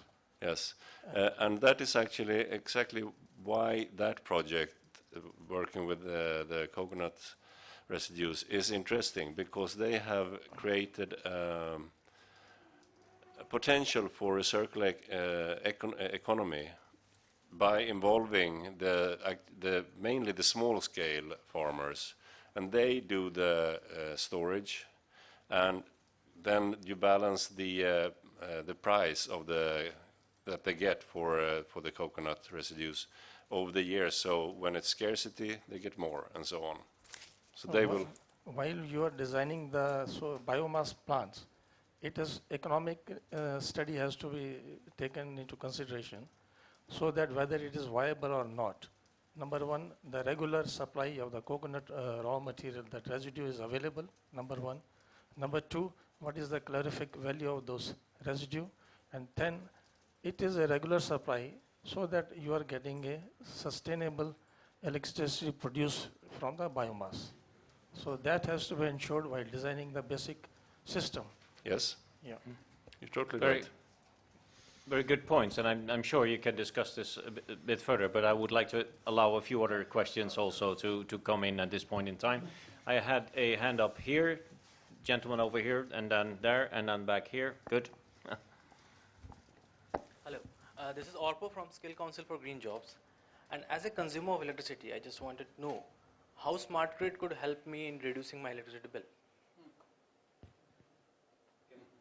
How smart grid can help me in reducing my electricity bill? Affordable electricity. Left. Exactly. Anyone in the panel want to? So, smart grid is designed not for the technological deployment, but ultimately to benefit our end consumers only. Now, there are two ways of a benefit. There is a direct and indirect benefit. The first indirect, which is not kind of visible, is the loss reduction. So ultimately the loss reductions which actually utility will be enjoying through the deployment of this smart grid technology, that is mission of reduction of 30% to the right now 10%. Now this 20% loss reduction is ultimately, it will be participated and given as a benefit to the end user. Secondly, the direct benefit. Now direct benefit, when you have a smart metering and the demand response in play, now government is also issued the regulation over the time of use and time of day tariffs. So now in that way, now when this will be deployed, you can generate, like you can use the efficiently and wisely use your electricity. Like when you are having a bulk consumption, you can do in a daytime or night time. And thirdly is a maybe that route is little far, is kind of aggregator which is not there. When the aggregation will come, it will be a kind of a demand response through a participation factor. You are willing to surrender your power on a peak time, you will be basically directly benefited from that penalty which somebody else will be imposing, and it will be given as a direct benefit to you. So there are 3 direct ways of benefiting to as an end consumer. Excellent, thank you. I'm Sandeep from Terry. Looking at the presentation of Schneider, it seems Schneider has all the solutions, but involving Schneider will have some cost impacts. So the case studies that we saw, the Panipat and the Andaman one, there was some Japanese funding, and in Andaman it was the Swedish funding.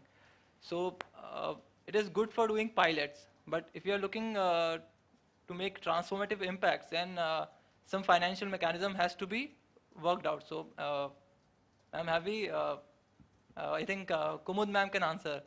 Have you thought about it? Yeah. Good question. Who is going to finance this development? Please. Do you have a microphone?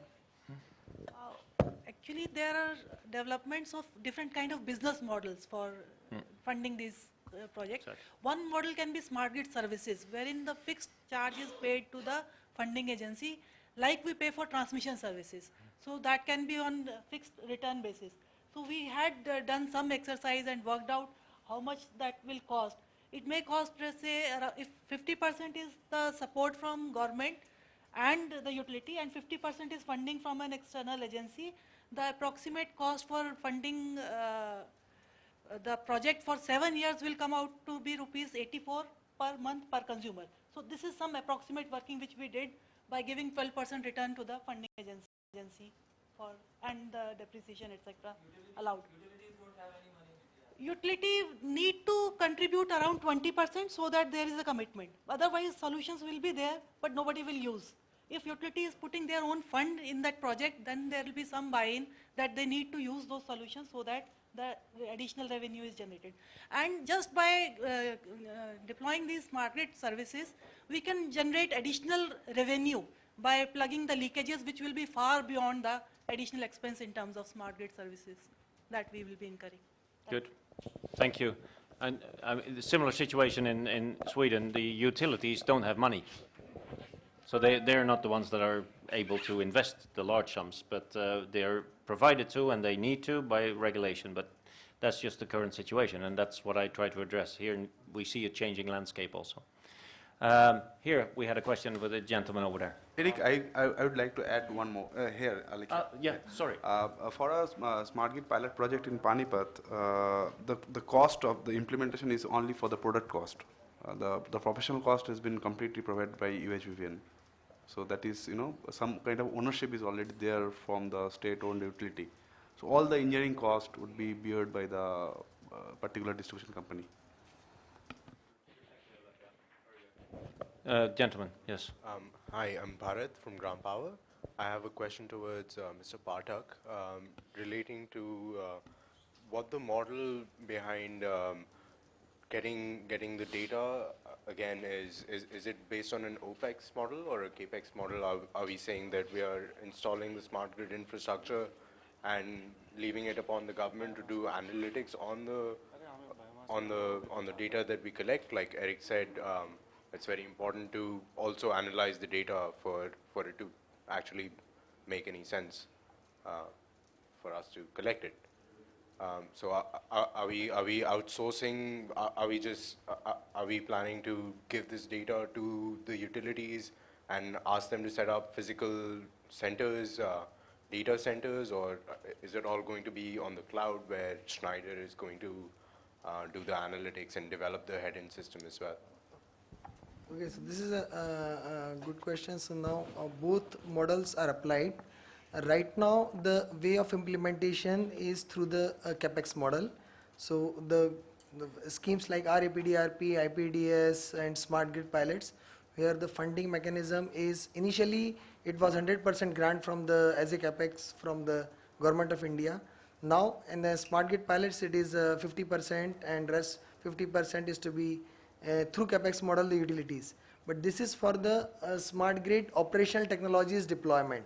But when it comes to the advanced data analytics like the cyber security solution or asset management solution, these are the pilots right now because the proof of technologies are yet to be established for the Indian context, and these are the utilities are trying through their not as a capex but opex model few pilots for the efficiency services. So they are using both as a big deployment a capex model but proof of concept kind of a opex model for that. Thank you. Then we have a question here. I Yes. have one question. Like, I would like to understand from the panel, like, what is the penetration of smart grids across the globe, like in different countries? What is the status? As I know, like, UK was pursuing a smart grid project, but they abandoned it in between because of the high cost involved. And like, it was analyzed that it will not be giving the proper benefits. The government of India estimated 50,000 crore per year. For my European colleagues, it is 8.8 billion euros per year. So if you don't deploy it anyway, that much money you are losing.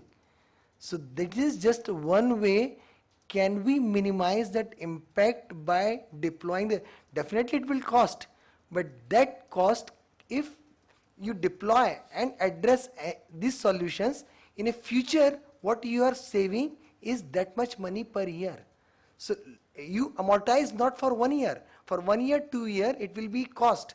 But if you amortize for let's say 15 year, 10 year, it is a very much benefit which will be passed on to the end consumer.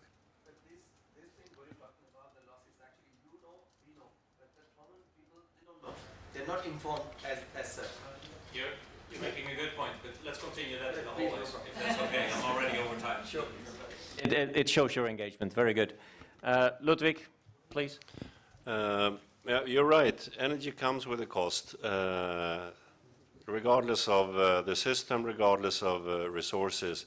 As up till today, we don't pay the cost. We pass it on to the next generation. So an alternative would be to start paying for the energy when we use it. That is one thing. In comparison with another system that we are all familiar with is, you all know the normal taxi system, how it works, the benefits with it, and I know how fast it developed in India, Uber and Ola, when that came. It took 3 months after the idea was started up in the US or wherever it was. Then it was established in India, and as far as I know, it comes with a lower price for the customers, and it's a pretty good service, and it's actually a smart system. And it's based on smart system. That is the core of it. Thank you very much. What an engaged discussion, and I regret that I have to be stern here, and thank you all for your engagement and your participation, staying with us so long. I cannot judge if this was the smartest smart grid panel that you've participated in, but I certainly have, and I would like to thank the panel members and everybody else and Terry for making this possible. An applaud, please. And then I can only thank you for your participation and wish you a good Friday night off.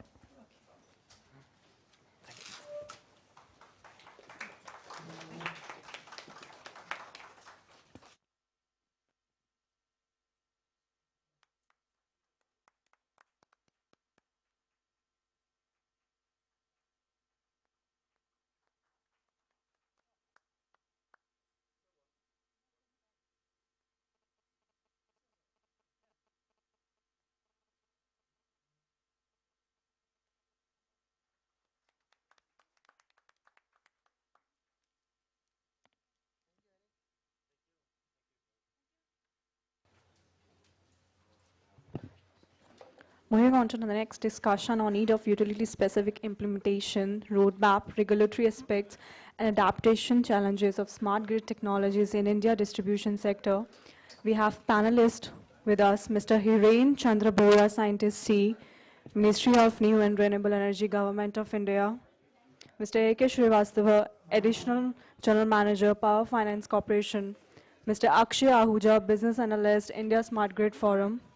Mr. Eric Bransma, Director General, Swedish Energy Agency. Mr. Debbie Dash, Manager. Mr. Debbie Dash, Manager, Communications and Member Relation, India Energy Storage Alliance. Mr. Sudarshan K. Saini, Chief Commercial and CSR, Tata Power, Delhi Distribution Limited. Mr. Ajay Gupta, Head of Strategy, India Region and Ericsson. Start the session. Good evening to all of you. I think there are more panelists rather than perhaps participants. Doesn't matter, I hope. Some more people are coming.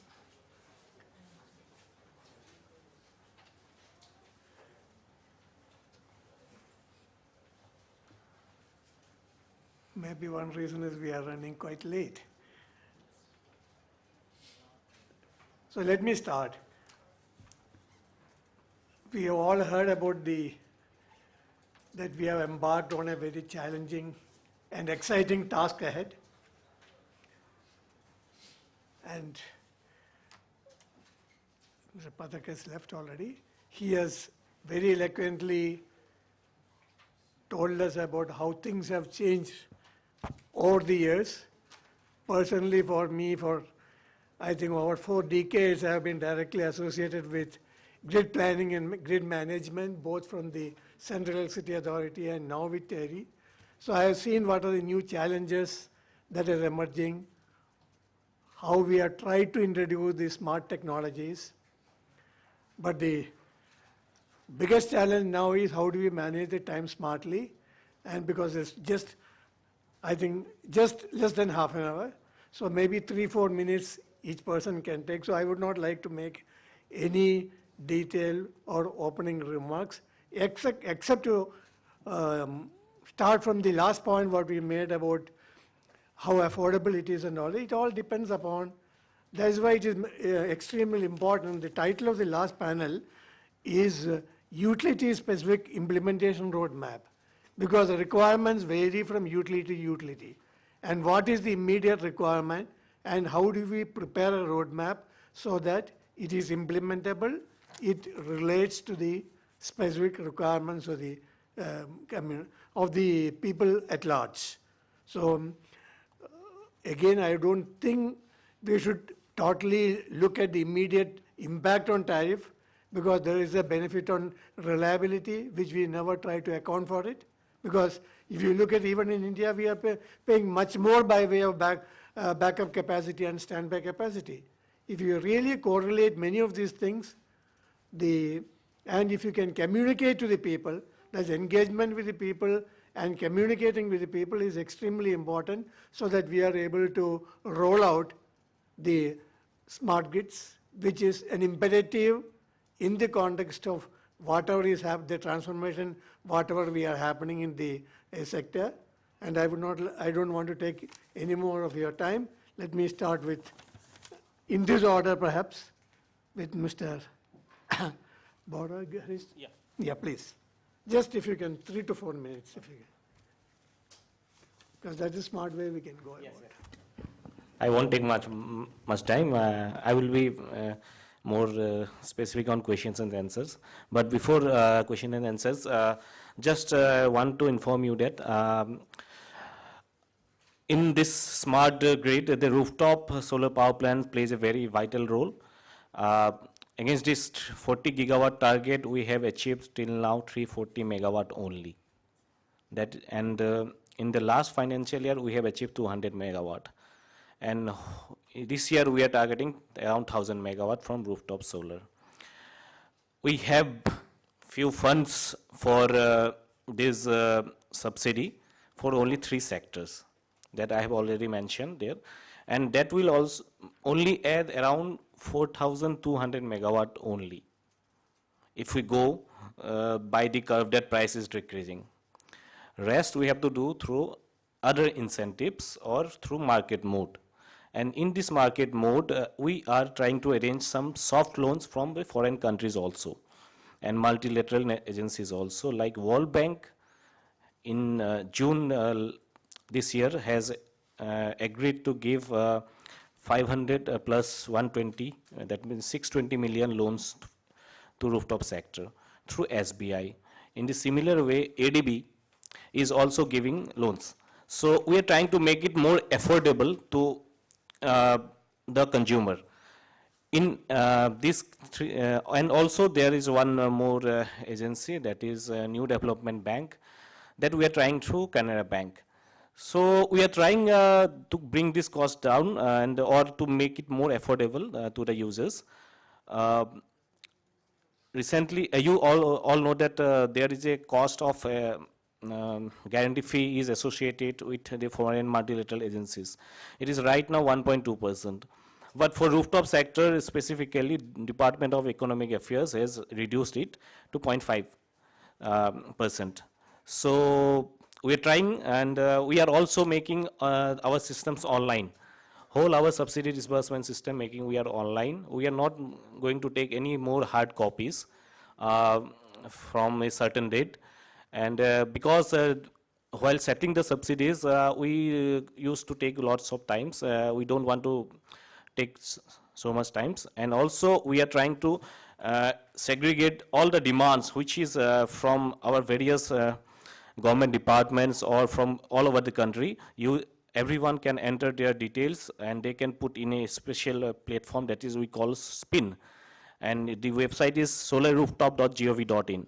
So anyone can enter their request there, their rooftop installation details, which will be visible to all the implementing agencies of the MNRE, including private and government sectors. So we are trying that, and we are also for utility we are trying to bring some schemes to handhold them so that the extra expenditure that they are incurring while going for connectivity of the rooftop power plants, we can give them some funds. We are trying it, and we have already circulated to different DISCOMs, different state nodal agencies, and we are getting some comments from them also. So thank you.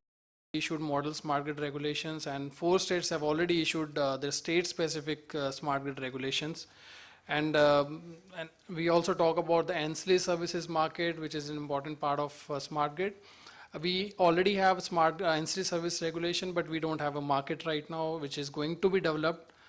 And when we talk about the challenges and on the smart grid front, there are a lot of challenges. One of the challenges which was spoken about in the last session was funding. Yes, funding is a challenge, but there are new business models which are coming up, which will take care of the funding part as well. Government is also giving 30% of the grant under NSGM, and other new business models are coming up. When you talk about phone, for example, we used to have normal phone which were used for the calling purpose. Now we have smartphones which is bringing up new business model in itself. Like Ola, Uber, all are coming up because you have a smartphone, right? So when the smart grid comes up, there are new business models which will come out, new business opportunities which will come out, and it will ultimately bring down the cost of the smart grid. And they were talk about, as I think gentlemen spoke about, that they are not as much advantage to India as for the smart grid as there are to some Western world or maybe other countries. We don't get, I think you will also agree with me, we don't get 24/7 reliable electricity, right? And if we want to get something reliable 24/7, and believe me, as Alakhya mentioned, we did a survey in Panipat, and people were ready to pay high extra tariff to get 24/7 electricity because they run industries and they don't want to run it on the diesel sense. So, in order to get something, you have to spend something. I do agree on that. But yes, making a grid more efficient, more reliable is something which is going to come up. And talking about the Western world, there is a dilemma going on whether to invest in the transmission infrastructure or into the storage, because megawatt scale batteries which are movable are coming up, and you can store electricity and transport it to somewhere else, maybe 100 of kilometer away, saving on the transmission cost. Maybe we can talk more about the storage. So these are some of the things and some of the challenges which are going to come up, and which we are already working on that. Standard is one of the important thing. Which is more important, and BIS and other bodies are already working on that. Smart meter standard 16444 is already out, and in fact we are working with few bodies on preparation of standard for electricity infrastructure, electric vehicle infrastructure. So that is also there. And in the end, I'd like to say that technology is going to come up. It's going to become smart. It's only that people might become dumb. So thank you. I again touched on very important points. And you are talking about the investments in storage vis-a-vis transmission. The major challenge I find in transmission is about, these days in India, is about, in many countries, the right of way. And the market development creates a huge tension from what we were doing years back on transmission planning and management. It's a major challenge. So if the battery technology develops, it's something which you can be useful. So now, Eric, your wise words. Thank you. You raised the bar for me also here. Then I won't be long, because I've been talking quite a bit, and most of you have heard me, I think, also in the previous session. But just a reflection in terms of the theme of this particular discussion on the need for utility-specific implementation. If you separate the extremes, there are two types of smart grids that we're talking about. One is sort of linked directly to the national grids, the regional grids. It allows you through IT technology having direct access to your customers, and also allowing you to steer and have self-healing mechanisms involved if you get cutoffs and shift loads, etc. So that's one part, and there definitely through the engagement of the utilities, and they are definitely interested in this part of the business also, to develop the service width of offers. The other type is the type that you want to install as a microgrid locally, not linked to the national grids, being able to work independently and maybe feed in if you have a surplus, but basically at that point in time, these are the types of initiatives that I think the utilities are less interested in, for obvious reasons, and there we need to find a formula that makes it possible to even have those developments continue.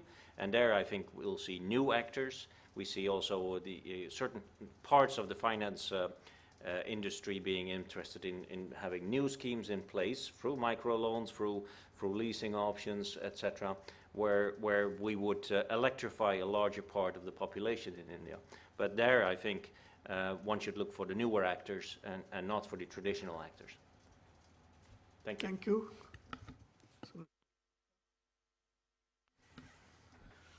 So, I actually come from Ericsson, from a very different background. Of course, we are playing a role in the smart utility space. So I'll give you a very different perspective. I think we are touching upon several things like affordability and investment and so on and so forth. If you look at the parallel that we have, where there was a major reform that took place, is in telecom sector. So in 1995, nobody was willing to invest in the telecom sector. Airtel was a small company which made some investment in the city of Delhi. And today it is a global player. So I think if I look at that parallel, there are several learnings that India has and India offers, which is very different from other markets. And I, looking at strategy, always study these consumer markets. India is not an investment-driven economy. India is a market-driven economy. So companies who invest want a return. I see them asking for return in 3 months and 6 months.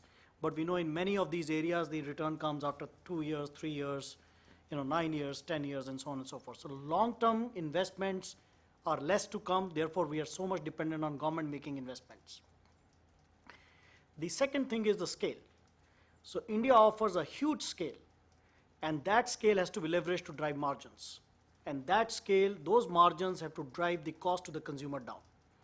And number three is the consumer has to see benefit, which means, Indian consumers really look for low-cost solutions, right? So arguments that, we will offer a better telephony, which is what I hear in the telecom space also, and people will pay a higher price. Actually, nobody is willing to pay a higher price. None of you are willing to pay a higher price, nor people on the street are willing to pay a higher price. So telecom companies actually create more and more services, and they try to add something on top to really make money, and they offer scale.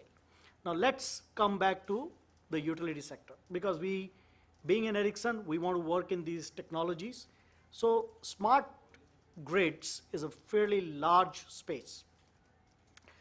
In this space, we conducted several experiments, right? I think some of the people sitting here are experts in this area. So 14, 15, 20 experiments were conducted, several pilots were conducted, many of you must have participated in those. But all those pilots went to very small companies. Most of those pilots, as I understand, have not succeeded because you are actually working with smaller players. So you have not brought in the large technology, large system integrators. Most Indian utilities are trying to work with utilities, technology players like Smart Meter Company, which is interested in selling a smart meter. So if you take a parallel of a telecom space, large telecom players came into the picture to drive reform in the telecom sector. And I think utilities can't be very different. We can't, at least I can't visualize a situation, as he said, we went to Panipat. I see we have a company in Agra, we have a company in Nagpur. Imagine the cost of go-to-market for players to strike deals for each of those companies. And each company is going to be different. Nobody will have a national level scale, and it's going to become, it's going to take a long time for market to develop and then consolidation to happen. So therefore, what we really need is an environment which obviously government can create. And I know this is a state subject, unlike telecom, which is a national subject. But having said that, the market construct is extremely important, which means we need national level players, which can bring in the capital that is needed to do the reforms. We obviously need state utility reforms, which are happening in some states, and some states are slow, but then you need the private capital to come in, right? And that will come in if there is a national level play. And then they will bring the capital, and then obviously we have to bring new business models which people are talking about, right? If I know, and we need to create simple things, like Ola and Uber, which earlier panel talked about, is very simple value proposition for consumers to understand. If I want to go from point A to point B, it is cheaper than going by auto. It's as simple as that, right? That people get it. So if I know that if I want to wash my clothes at 5 to 6 p.m. and I'm going to pay 50% price, I will wash at that time. So now the utility will have to drive that value proposition to the consumer, and it will happen, which means demand and supply management can happen, right? So consumers have to participate. I don't see consumers participating right now. I see all utility companies talking about smart meter is too expensive. It doesn't make sense. It makes sense for the industrial meters, right, to be smart meters. Now the moment consumers participate, maybe they will pay the cost of the meter also, because the payback for the consumer cost of the meter could be 6 months, could be a year, and people will start to invest. And then when they know, we talked about communication problems, because most of these meters are actually installed inside, where, GPRS signals don't reach, or the telcos have not been involved in this whole game plan, because there is no incentive for telco to play the role, right? So if consumers know if I install the meter outside, it will be red and I have a benefit. So there are many things which are possible, but we need to think of the market construct. I think we're trying to solve different problems. We have a problem of debt in the utilities. We have huge amount of inefficiency. We have huge amount of losses. All that can disappear. We've seen experiments in Delhi, right? No matter what, people. I just want to announce a good news. The first large-scale utility scale or grid-scale storage for Puducherry Smart Grid project is going to be commissioned next month. It's a 0.5 megawatt of project. It's a pilot project they have for the 3 technologies, but one of the technology for lithium ion is going to be commissioned. And energy storage is a not new thing in India. India have a more than 4 billion market of energy storage, which is dominantly by lead acid. But the grid scale or utility scale storage or large scale project is new to India. But surprisingly, this year we saw more than 47 megawatt of storage projects in India by SECI, NLC, NTPC is coming the project, so it's energy storage in Andaman Nicobar. So large scale projects are coming in India. And ISA, as we expect around more than 100 megawatt of projects will come by March 2017. And in the policy ground also, MNRE and MOP are coming up with different policies to incentivize large-scale storage. And last year, MNRE released energy storage roadmap for India. And currently, we are working with MNRE and NITI Aayog to create National Energy Storage Mission, which might become in 2017. And NITI Aayog is also working to promote advanced energy storage technology manufacturing in India, so that the prices, which is, we heard in 5 years before that lithium-ion price was around 1000 USD for kW or kWh. Now it is falling down to 400 to 600, and surprisingly Tesla is beating the price of 250 to 350 USD for kWh. So it is coming down. So at utility scale projects are coming up in India. And in that, I just want to mention one thing. In ancillary service market, currently on the flexible asset, energy storage is not included, but hopefully in the coming years in 2017 or 18, energy storage might include in this, and there will be an incentive for the asset owners to get money. And to get reliable and quality power, most of the smart grids need energy storage assets. So it might add some value to the consumers indirectly, but for the quality power, it's essential. So, any questions? Otherwise, okay. Short question, please.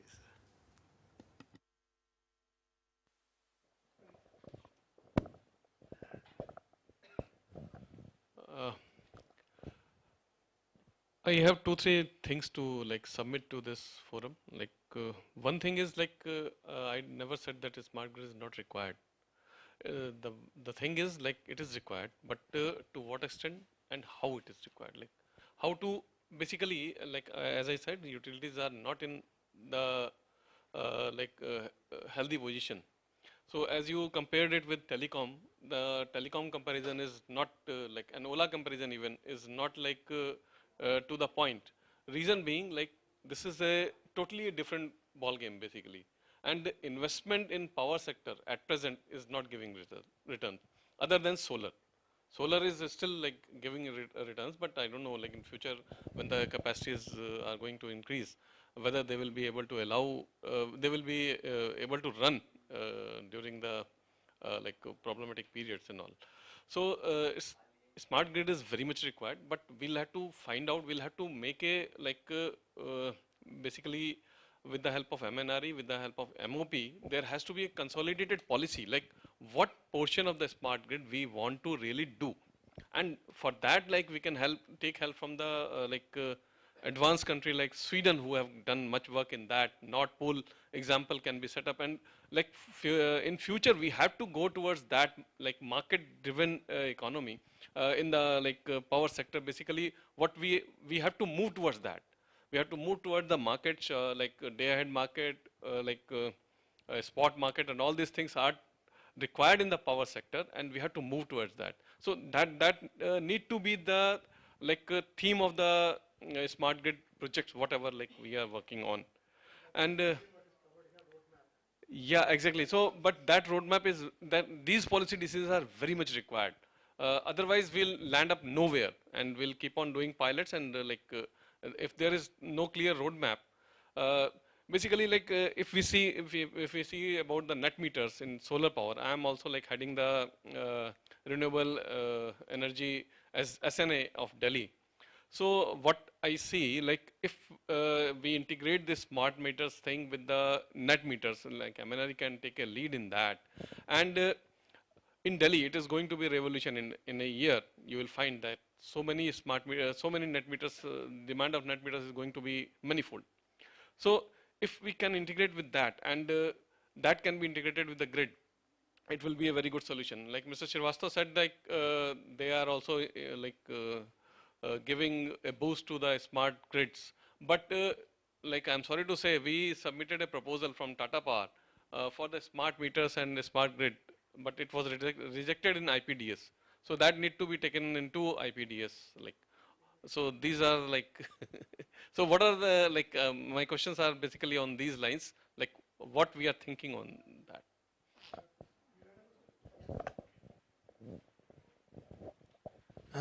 Okay, I have three questions, but I go one by one because three different panelists are there. First, I will go with you, Ajay. I fully agree with you what you said, but what you said is more of a wishy world where the changing of the utilities overnight and have a model of Delhi and Mumbai, which is not there. So in this context, we have to live up with the practical scenario.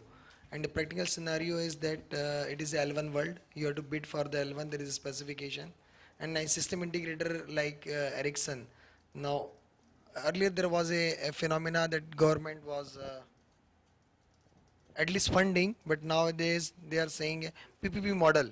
So do you think that companies like Ericsson, or where the margins are pressure, costs are pressure, you will definitely go for the PPP model, or with like you are saying, the big companies and big player should only at the national level, and I agree with you. But how you foresee that model? I also already got an alert.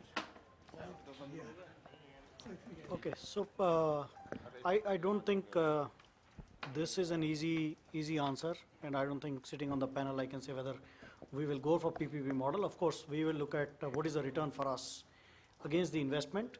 And typically any organization will also look at what are the risks associated with getting attached to any PPP model, whether it is us, whether it is Tata Power, whether it is anybody else.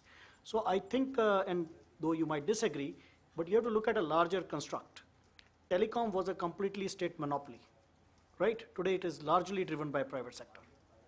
And it has brought the prices down, and it has taken telecom to masses. It might have taken 10 years, 15 years, but it has happened. And I know that utility sector is very different. It is city by city, it's different, state by state, it is different, at a national level, it is different. But ultimately, you can't deny the fact that you have to bring the scale. That's number one. Number two, bringing the end technology is not going to solve the problem. So you know, like we are struggling with smart meters, communication has become an issue. I mean, for Ericsson, that is not such a big issue. But the right players are not involved, so therefore it is an issue. Right? So we have brought in multiple technologies, and I don't want to talk about it here. But, you know, so what is the most reliable technology? But if there are large system integrators who are involved, then the reliable technology, because they will take accountability to actually create a successful project out of it. But then they have to also see the roadmap, that it has to be time bound. Then there will be more scale to the projects, and there is overall benefit in the system so that companies actually invest. See, company like Ericsson will invest if, let's say, Tata Power were to see that we are going to benefit out of it, both in terms of efficiency, consumer experience. It can't be a statement like we will have a reliable power. Ultimately, everybody looks for either better, you know, lower cost or more efficiency, so that there is real money in the system, which will be invested back. I mean, that is what I would say, and we have to get that. And by the way, I believe there is enough. There is enough money, but you know, it is so fragmented that unless there are players who can consolidate it, it will be very difficult. So, thanks a lot. May I thank all the panelists? Just I would like to add here, since Mr. Gupta has raised certain things, since I have been dealing with RAP-DRP, so I can say that for RAP-DRP, as a system integrator, we had pooled around 24 big players for IT enabling. You name it, that company was there. You start from Infosys to all, yes, I know. and they're having the annual turnover of more than 300 crores per annum. That was the minimum criteria. So all big players were there. Not only for the system integrator, we had selected around 26 communication players. In this, all famous players were there. And then we had regarding the modems also, meter data acquisition system. That was another module. So meter data acquisition module, then system integrator, then the communication, and one more module was there. So in this around some, totally around some 52 players were there. We had in panel, and we had asked the utilities to tender among this only. So we had given them group of the big players, and they were selected and they implemented it. But if you see in totality, we have seen that they focused more on the software. They have not gone to the field, they have not integrated properly what was required. So you're touching, yeah. So let's close it here. That's what I meant, okay. And I think we can continue the discussion. Yeah, thank you. Had it taken off well, these problems would not have been there. Oh, one question. Who could last? Basic and a very important question, I feel, after especially the COP21 Paris Summit. We are here talking about the policy and the roadmap for smart grid technologies. May I ask Mr. Eric? Yes, because they are far ahead of us in smart grid technologies and renewable energy.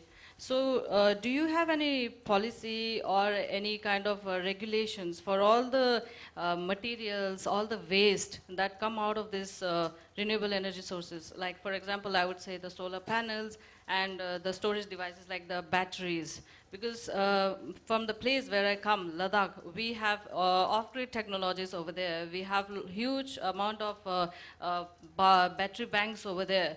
And many of them are just last for, say, maximum 5 to 6 years, and they have to be replaced. So a huge amount of batteries are just wasted over there, lying over there, which adds to, of course, climate change. And here we are talking about adding our, ourselves for, decreasing the amount of the damage that we are causing to the climate.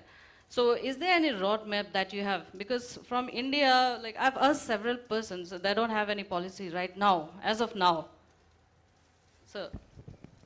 That's a very good question, actually, and it's an issue that is very difficult to tackle. And my answer to your question is yes, but also no. I think there's a lot more that we need to do to make sure that we use the materials of the types of systems in the longer term. We have in Sweden a system where we collect batteries, and you get it's part of the producer responsibility, but you get also a payment to do that.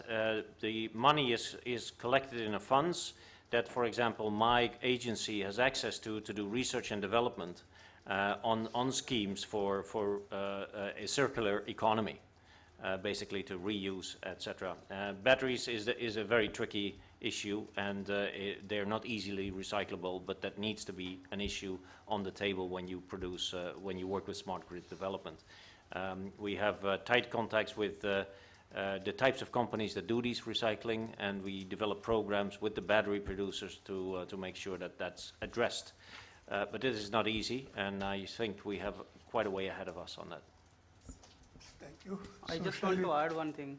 Actually, there is a rule by Ministry of Environment, and State Pollution Control Board and Central Pollution Control Board have the regulations, but the implementation is in questions. That is the major concern in India. Yes. So thank you.